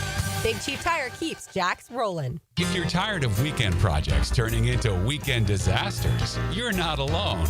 Building a fence isn't as easy as it looks. And let's face it, your neighbor still hasn't fixed his lopsided masterpiece. But Superior Fence and Rail makes it easy.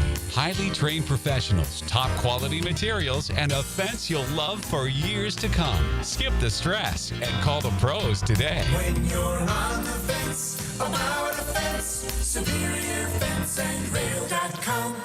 Your AC's broke, it ain't no joke. Call Florida Home AC. Florida Home AC. Florida Home AC.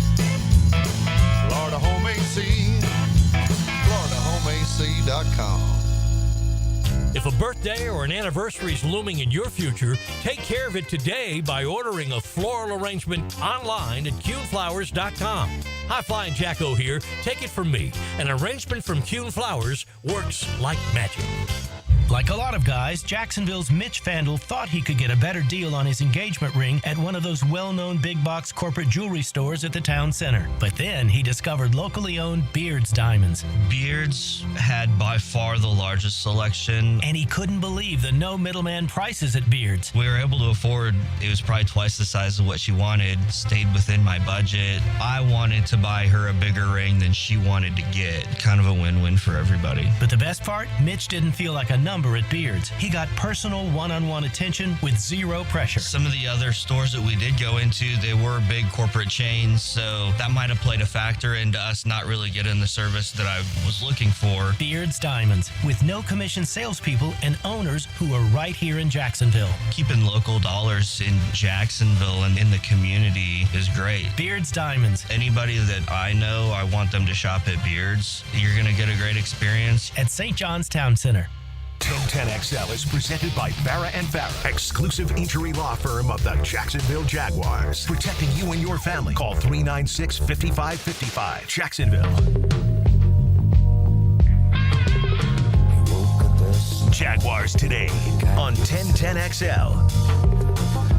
He's got a pork sandwich from, what is it, Satrielli's? Yeah. Is that what it is? Satrielli's. All right, that's not bad. I haven't seen Sopranos in a while, but, that one sticks in my head. John Shipley of Jaguar Report, Sports Illustrated's coverage of your Jacksonville Jaguars. Mike Dempsey, Tony Smith out here live at training camp, Miller Electric Center. Ship, good to see you. How are you? Hey, doing good, my friend. How you guys doing? We're doing okay. I guess we're doing better than Eric Armstead, apparently. Listed as the solo starter at defensive tackle at his position on the inaugural.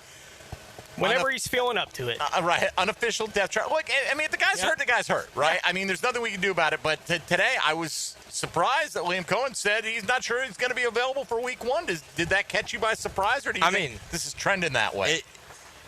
You go through 10 practices and you don't see a guy take a team rep, or haven't seen him take any reps in the last week or so. You expect, okay, maybe this isn't going the direction like a positive one. There's a lot of veteran days off. Yeah, I mean, it started out as, we're slowly working them back in, etc., which is what it kind of looked like at first, because he was going through individual drills and stuff and then just not partaking in team drills. The last couple of days since the scrimmage, when they said day-to-day with the back injury, that's when I think, okay, that became actual concern. You see him sign a guy in free agency, Austin Johnson, who, not a superstar or anything, but he has a lot of experience, has played a lot of games, can obviously fill a role. Definitely makes you wonder, how long is he going to be out? And it's a little bit of a similar situation, I think, to what they had last year with him. Very, very similar. Last year, he missed a lot of training camp, and really right before week one is really when he started getting ramped up. Well, we'll see. Hopefully he's ramped up for week one, but who knows if we'll see him on the practice field before then. We just do not know what the answer to that is. How do you feel? We talked to you a lot going into camp about the big questions we all had for the football team. I think interior defensive line was among them, right? So the Armstead thing, to whatever degree, kind of answers that. We're waiting to see, how exactly that's going to go with the injury to Mason Smith as well here early on in training camp. How confident are you that the offensive line is improved as much as you thought it could be when we were going into camp? I think the offensive line is, frankly, further along than I anticipated it would be right now. I thought the offensive line would look maybe okay, still a little bit rough, because, they brought in some new faces, but, a lot of the guys they brought in, it's not like they went out and paid a guy big money to be a blue chip offensive lineman or anything. It's not like they have a recent rookie high draft pick in there going into their starting role.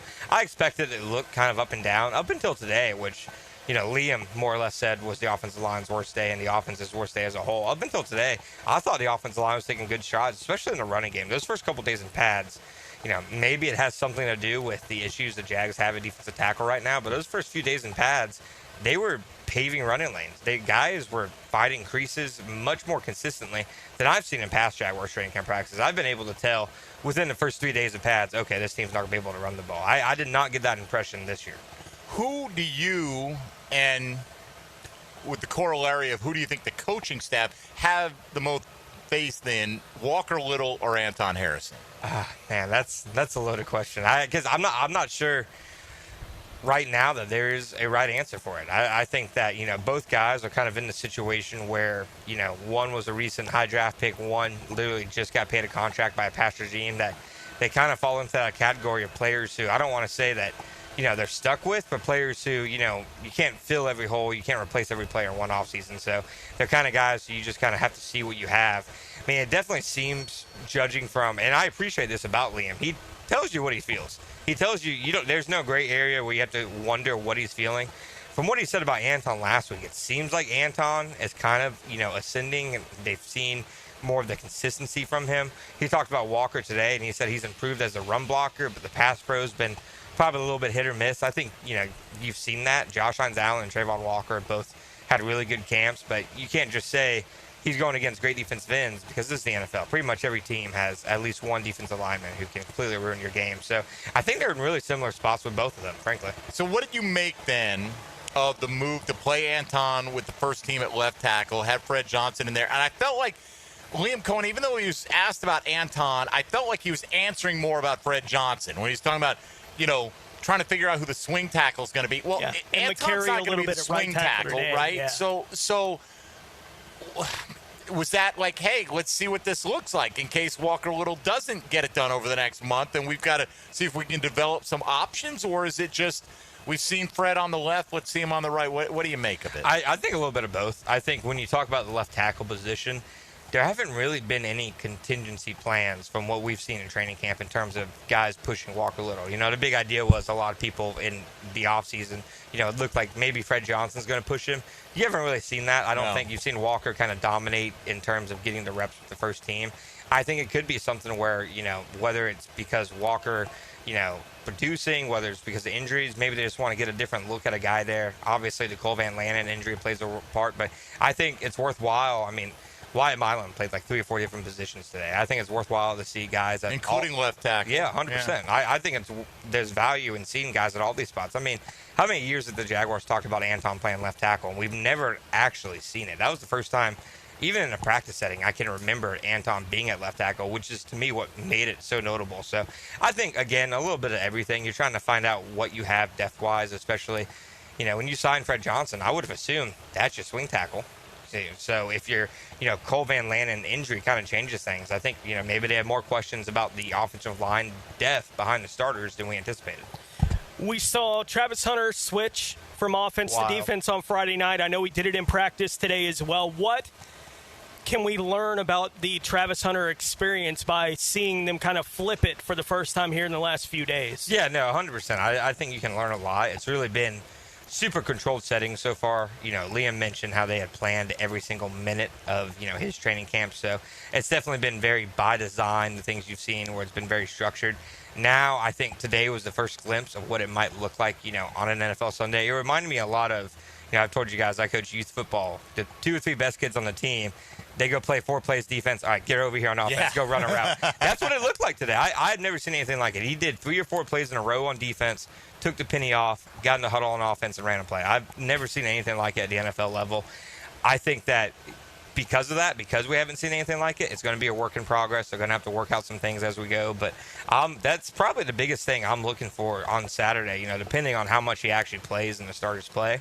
just what it actually looks like in a game setting. Because, scrimmage was maybe a little bit close to what it looks like, but until you get in a game setting, I think you just really don't know. Yeah, apparently they're still determining that, according to Liam Cohen, about it in terms of starter percentage. He's probably going to work that out with Mike Tomlin, like maybe we each do a series or maybe not.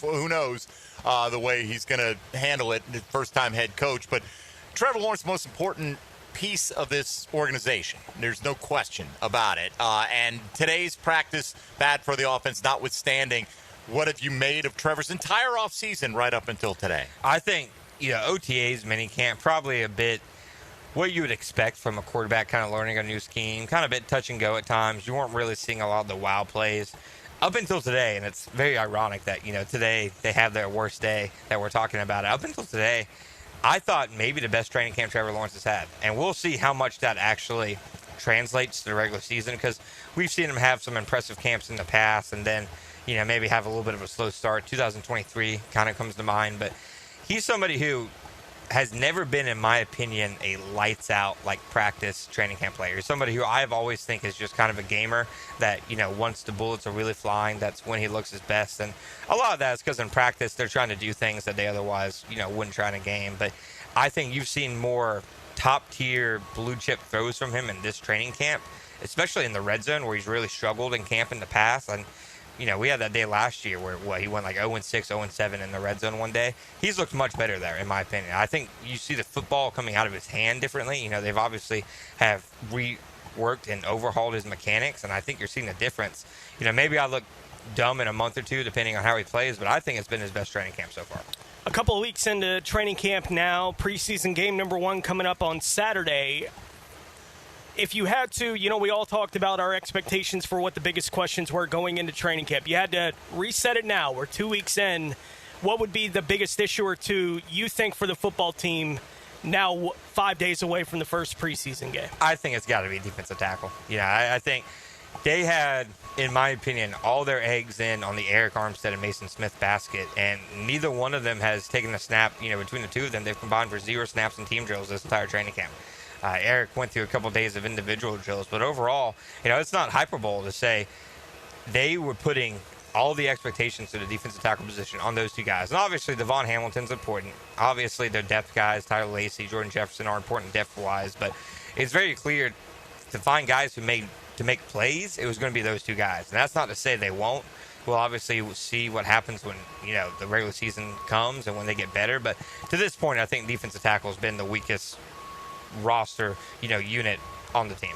Couple more here with John Shipley of Jaguar Report. How do you characterize the training camp for Brian Thomas Jr.? I think it's very similar to kind of what we saw in training camp last year. This was about the time last year when he started turning it on. I remember specifically, right in that corner of the end zone on the far field against Ronald Darby, it felt like, it was like day 11 or 12 of camp that he made his first wow play. He completely mosses Ronald Darby at the catch point in the end zone. Next day or two against Kansas City, he makes that great play, in the preseason game, that great grab, dominates Tampa Bay the next week. He had a really similar, I think, slow and probably frustrating start to training camp last year, to the point where, it's definitely has seemed like the defense has had the better of him this training camp, but I think just the fact that we saw this happen last year and then you saw him become a different player when the real lights came on, I don't think it's a concern or anything, but I think it's definitely, Tyson Campbell on, I believe it was Sunday, just, you could tell completely, frustrated him. You've seen that frustration come out of him, which I think you want to see. He's a competitor who obviously wants to do better, wants to be at his best every day. So I think still a work in progress, but about honestly what we saw from him last year at this point, I think. This answer will continue to develop over the course of the preseason, obviously. But if you had to make a guess today, how do you think they would use their safeties week 1? How much would each guy play and where? I think Eric Murray and Andrew Wingard are probably the guys you see out there. I think Darnell Savage, you probably see him in there in some specific looks, 3 safety looks. He's a guy who can play in the nickel as well. So just depending on what you want to do, with the different defensive backs that they have. To me, Savage is their best playmaker at safety. He's their best athlete. I would think having, a guy with kind of an opposite skill set in Eric Murray who, does a lot of the dirty work. He's an older guy, really reliable, but maybe not the most dynamic and explosive athlete at the position. I would think those two would be, kind of the pairing that you want. But it seems like, Wingard, like most training camps. Has just made a lot of plays. Has kind of been around the ball more than anybody else. And, I've said before, Andrew Wingard, every coaching staff that he's had, from Doug Marrone to Urban Meyer to Doug Peterson, every coaching staff loves Andrew Wingard. So it probably shouldn't be as much of a surprise. But right now, I think those are the two in the running to lead the safety room. Ship, it seems like they have 5 tailbacks that they like. Okay. Rare does the team keep 4 tailbacks, although most projections have the Jags doing just that. Put on that prognosticator's hat, sir. 4.5 weeks from now, opening day, what does the running back depth chart look like? I'm not sure if it's a true depth chart because, at least from what I've seen, what we saw in the scrimmage, what I think you'll see Saturday, depending on how much the starters play, is guys have really specific roles. Like when they do passing periods, or if it's a period where it's clear, a 2-minute period, for example, to me, Travis Etienne has dominated those reps. Like I think they see Etienne as a guy who can do a lot of damage out of the backfield on screens. He's probably, a better pass protector than Tank Bigsby. But when it comes to those early downs, first and second down, short yardage, goal line, I think that's Tank Bigsby's backfield. I think Tank Bigsby will be more of the focal point of the rushing attack. I think you see Bayshal Tuden kind of mixed in there, here and there. Obviously he has the speed to be a home run hitter. He had a little bit of a hamstring injury earlier in camp. Today was, I thought, his best day of practice, but he's only had so many of those. But I think Tank leading the early downs. I think Travis Etienne in the passing game, and then you see the rookies sprinkled in here or there. Have we seen enough in training camp? We spent, from the time they drafted Travis Hunter, we spent time talking about where they needed him more. Yeah. Right, talking about which side is he going to play and when. Have we seen enough in training camp to know what the likely, at least, answer to that question is as far as which side of the ball they need him more on right now? I'd say it's probably offense. I think that the corner depth with Tyson Campbell, with Jordan Lewis, who's been fantastic, with Jarian Jones, who's had a strong camp, Buster Brown before he got hurt. I think you have a little bit more corner depth than you have receiver depth because that receiver, Joshua Cephas has really came on. Parker Washington's been solid as usual, but you can see kind of a drop-off on the days Travis is on defense.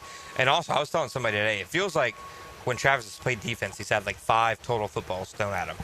Since he's got here, training camp and OTAs. He's made the most of it when he has, but you can kind of see how he can have more of an impact at receiver because they can design ways to get the ball in his hands. He can make those explosive plays, whereas at corner, he can play really well but not make an impact just because they aren't really putting the ball his direction. It's going to be one of the great storylines of sports this year. It really is. It's why we're seeing so much national presence out here, how the Jags get on everybody's rundown. Let's talk about what Travis Hunter is doing.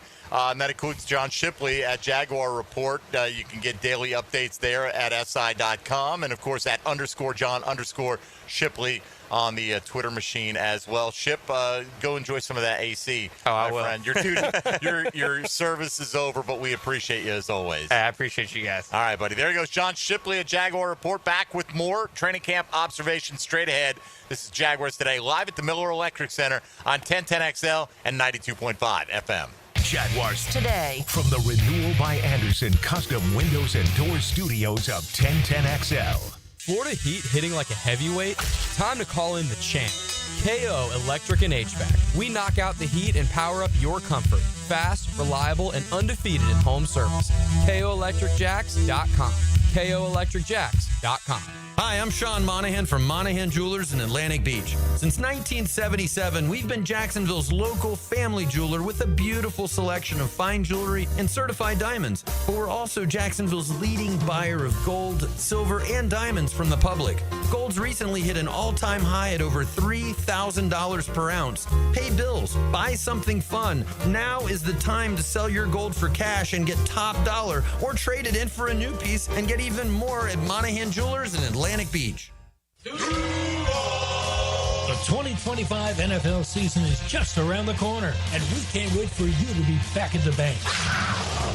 Your Jacksonville Jaguars are starting off the preseason going head-to-head with the Pittsburgh Steelers Saturday, August 9th. Be at the bank as the Jags take the field for the first time this season, and grab your tickets for a 7 p.m. kickoff by going to jaguars.com/tickets or call 904-633-2000. We'll see you soon, Jags fans. Hello, this is Father Nicholas Lowe, and I want to talk to you about letting things roll off of your back. So often we can make big deals out of things that are not really big deals.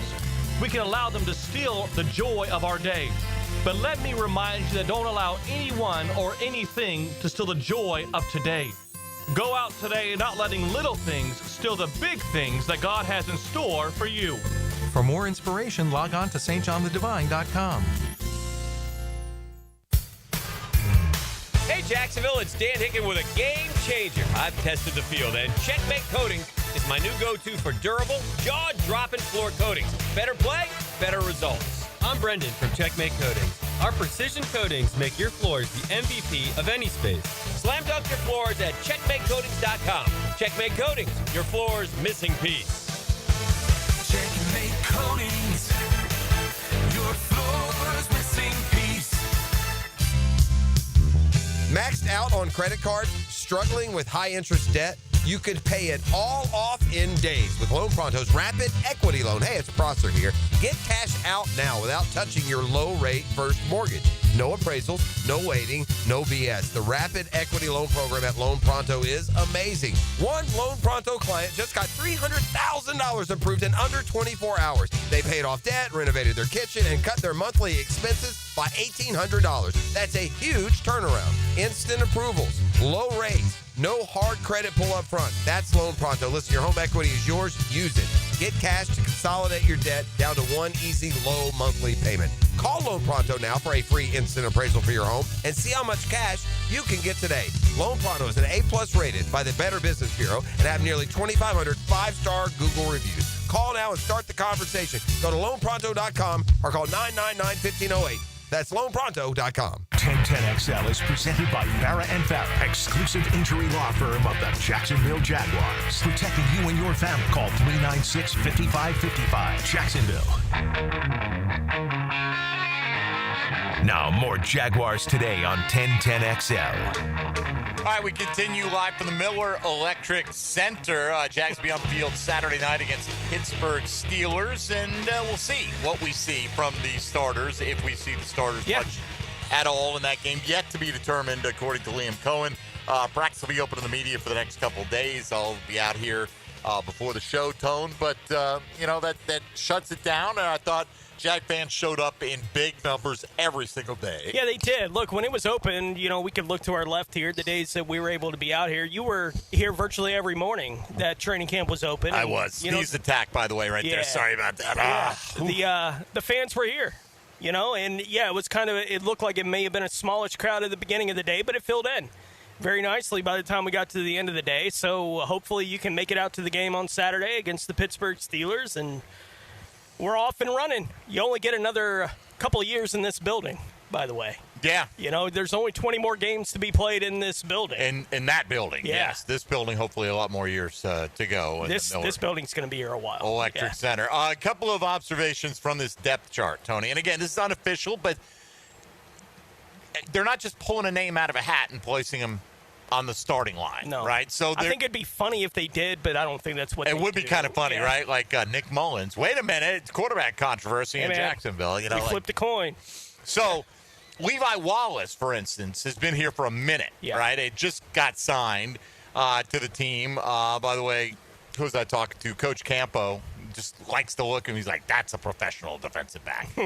I'll trust Coach Campo's eyes on that one. But, he's already, Tony, listed ahead of some guys like DeAndre Prince, right? DeAndre Prince, young guy, he looks the part, right? He's got all the measurables, got the size, and, it's just a lot. There's a lot of competition. Who else is behind? Christian Braswell. Now, they're not all on the same line. I don't get caught up, on the line that they're on because it's like Tyson Campbell and then Jarian Jones or Travis Hunter. To me, I would suspect when they're in nickel and Jordan Lewis slides into the slot that one of those two guys is going to be on the field. That's my guess. I think that's the way you can read it. Right. Like it makes sense to read it that way. This is a guy that we perceive as more of an outside corner, right? Like that kind of thing. So we know, they're basically indicating to you Jordan's going to play a lot, right? When we go to two corners, it kind of indicates that he's the guy that they'll likely have on the field in those situations, so why not list them as the top two guys, but have them wherever on the depth chart. And when you start getting into backups to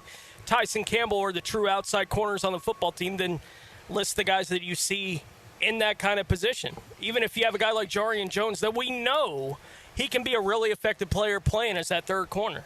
That's what he did last year. He was a good player doing that kind of thing for him. But he's had a good camp. But I don't think that's going to be his primary role. It's going to be on the outside. I when think he plays. so too. But it's interesting that Wallace is already listed ahead of DeAndre Prince and Christian Braswell. Mm-hmm. So, again, not trying to read too much into it, but they've had a lot of weeks to gauge where these guys are, and they brought in that help there. I think Austin Johnson, who doesn't appear on this depth chart because he just got here yesterday, is going to be an interesting one. Wherever they put him because of the next injury week, situation at defensive tackle right now. They list Smoot as a backup at the edge behind Josh Hines-Allen. So, and I think he has the ability, on certain downs to slide inside, but more of a third down type situation there. But again, the news of the day is that it's an open-ended timetable on Eric Armstead.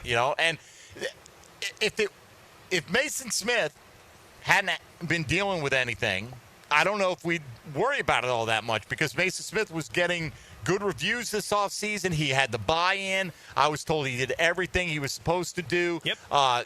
Just a much more professional attitude in his second year in the league, and that's something that he admitted to was an issue for him as a rookie. But who knows if you can count on him? Tank, the issue has been fumbling, right? Since he got here, that's been the issue for Tank. For Mason, basically in his post-high school, college, and now pro playing career, it's been something gets in the way of him being on the field.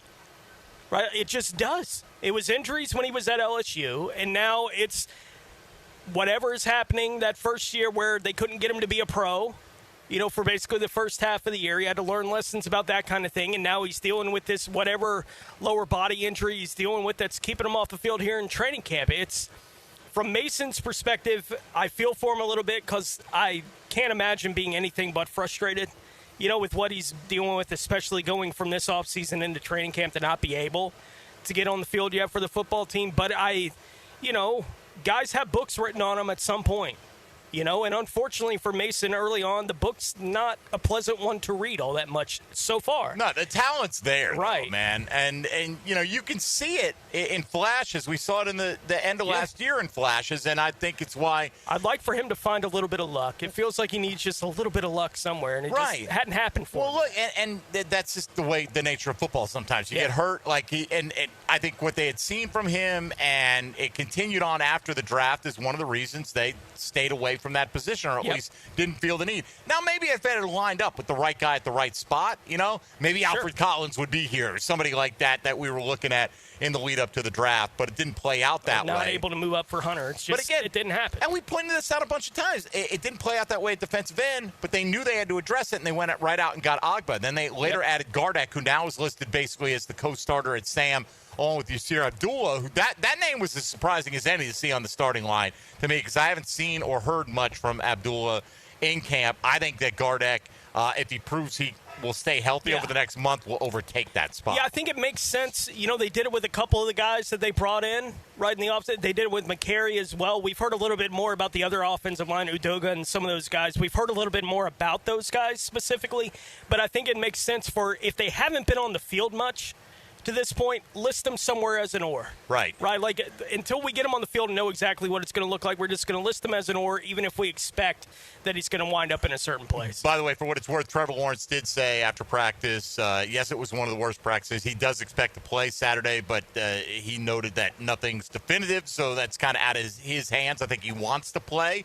Get him a good series, maybe two. Have some success. One series. Get the offense on the field. Pick up 2 or 3 first downs. If you get some points on the board, leave yourself feeling good, wanting more, come back. Give us a reason for it to only be one series. Right. Yeah. Go down there and execute. All right, let's take a timeout here. We'll come back with some final thoughts on the day and look at some of your responses to the Chad and Sandy Real Estate question of the day, asking you what stood out to you the most from the Jaguars' unofficial first depth chart of the 2025 campaign. Mike Dempsey and Tony Smith live at the Miller Electric Center for Jaguars Today on 1010XL and 92.5 FM.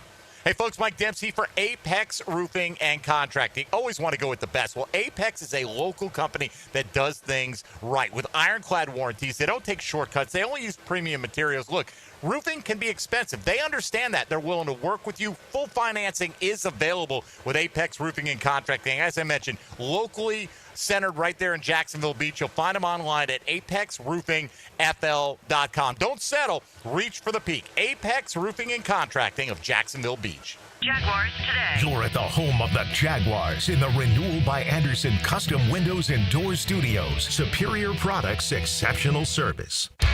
I'm Stacy, and I want to tell you about my fogged up window fiasco at my house. I called up Mac at Baker Glass. He told me all I needed was a glass replacement. The process was so easy. All within a few days, they came out, measured, called me with an estimate, cut my glass, and came out to install the new ones. Now my view outside is fog-free thanks to Mac and his crew at Baker Glass. And my neighbors think I got some fancy new windows. I'm Mac with Baker Glass. No one treats you better. Let's get the work done. Training camp is here. Up, quick feet, quick feet, quick feet. 1010XL's training camp coverage is backed by Roland Reach Plumbing and Green Acres Sporting Goods. Go, here we go. Let's go. It's live now. Let's go. They were right. It could have waited. I can't believe it happened to me. Reaching to check my phone. Now my family has to hear that I'm never coming home again. Officer? I'm so sorry.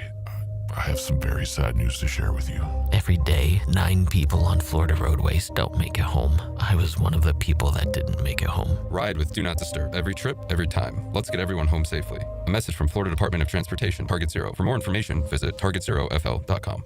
When your plumbing backs up, your septic's acting shady, or your AC quits on a 95-degree day, who are you going to call? Duck Rooter Plumbing, Septic, and Air Conditioning. Don't take just our word for it. Here's what real customers are saying about their experience with our company. Megan in the office was so helpful and polite. Scheduling was easy, and the tech showed up right on time. From plumbing and septic to air conditioning, we do it all. Call 904-862-6769 or online at duckduckrooter.com. When you're stuck, call the Duck. We're certainly facing interesting economic times. For me, it's comforting to know my money's in good hands with ITP Partners. Jacksonville guys taking care of my Jacksonville money. Experience? Yeah, that's Chris Bryan, Jeff Hartman, Reagan Wright, Dan Abel, Scott Regner, Janice Cobb, and Reed Wingate. They have the expertise and knowledge to take care of your money. For more info, go to itppartners.com. ITP Partners, they're my financial partners for life. Non-compensated client testimonial may not be representative of all client experiences. No guarantee of future performance or success. I'm Frank Frangie, and I have to brag about my kids' success again. My daughter's success, thanks to our friends at Awaken 180. Now, you know my daughter, Amber, as I've been telling you, has been trying to drop some weight for a while. Couldn't really find the right means. Well, she's now been in the Awaken 180 program for close to a month, and you ready for this? She's dropped over 30 pounds. That's right, the number is real. 30 pounds in close to a month. That's with no shots, nothing extreme, just the right plan, the right food, proper coaching, all from the folks at Awaken 180. She already said it's affected her mobility, just her life in general. Man, she is happy. And that means her mother and I are happy too, I can promise you that. So if you're ready to kickstart your transformation, call 844-346-1800. That's 844-346-1800 or visit awaken180weightloss.com. Get started on your weight loss journey. Call them today at Awaken 180. 1010XL is presented by Farah & Farah, exclusive injury law firm of the Jacksonville Jaguars. Protecting you and your family. Call 396-5555. Jacksonville. Now, the cool down from the cool guys at Donovan Air Electric and Plumbing. Fast, reliable, and honest service since '87.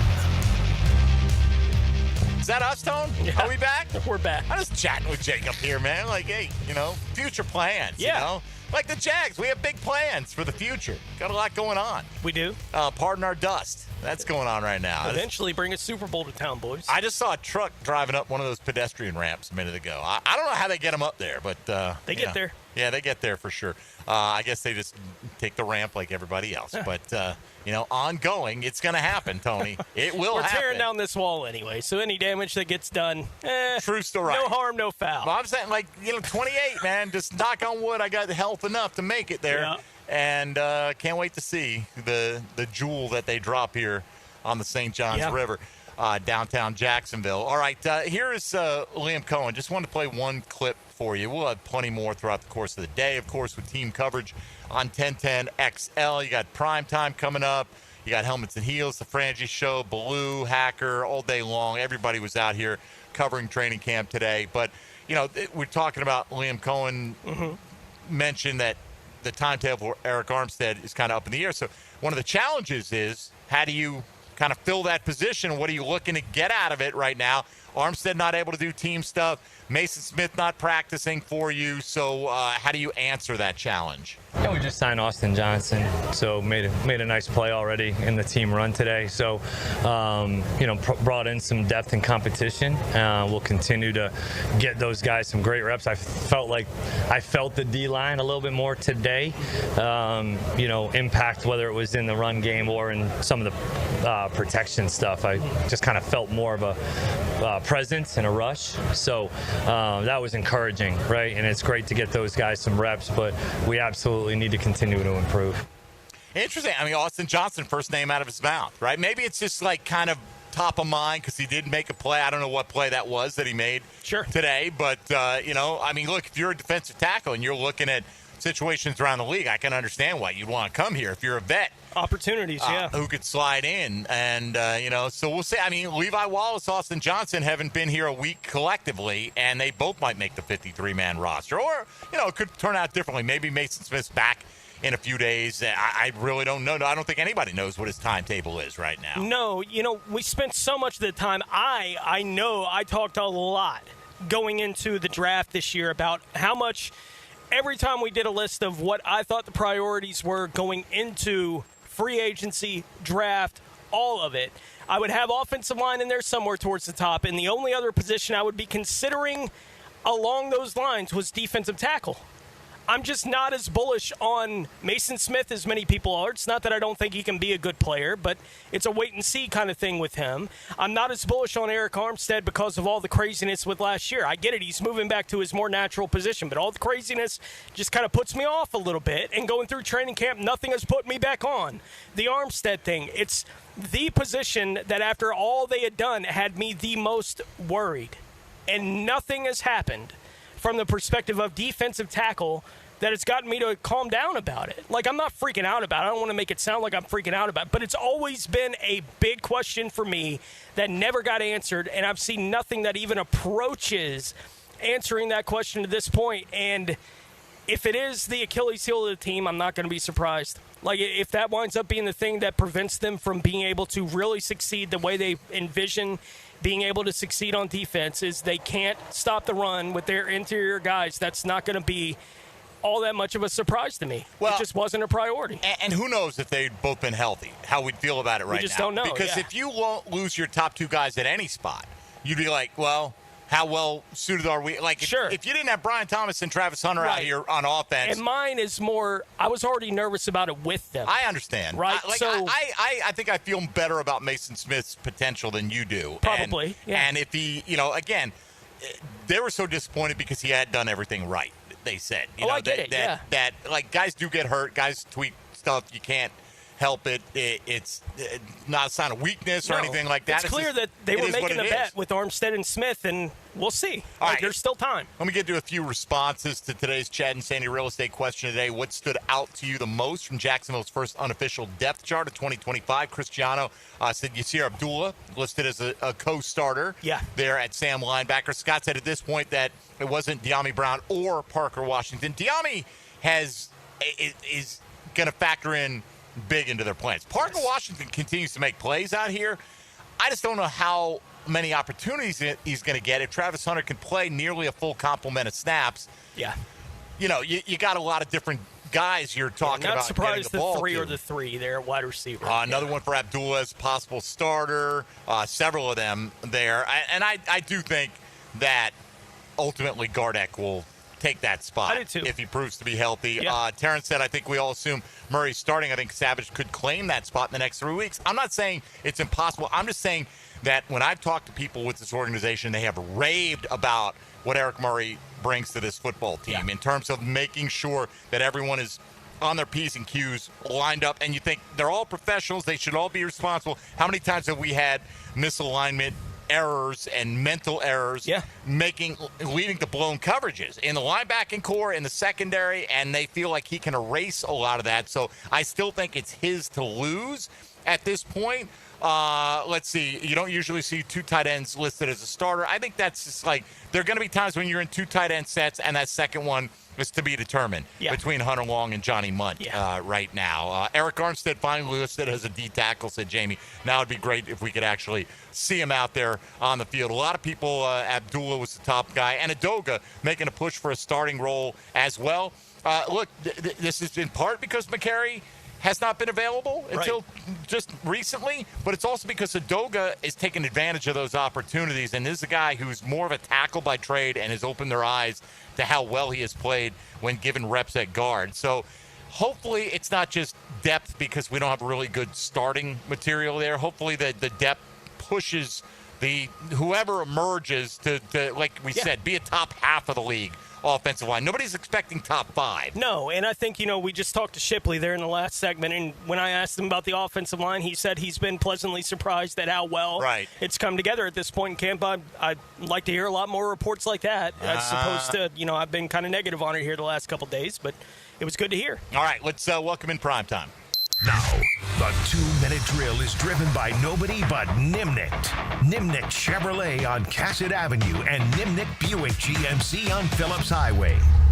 Joe C is ready to go. I'm pretty confident he's going to be ready to be in the starting lineup today for XL Primetime, Joe. Although we got 4.5 weeks to go till opening day, and Liam Cohen's not sure that Eric Armstead will make it to opening day. How about that? It's funny, and we're sitting here, we're talking just a little bit. We don't know how severe it is. It's a back injury, a lot of gray area. But what is your gut? What is your on that? When Liam Cohen says something like that, Mike, that is pretty dang serious.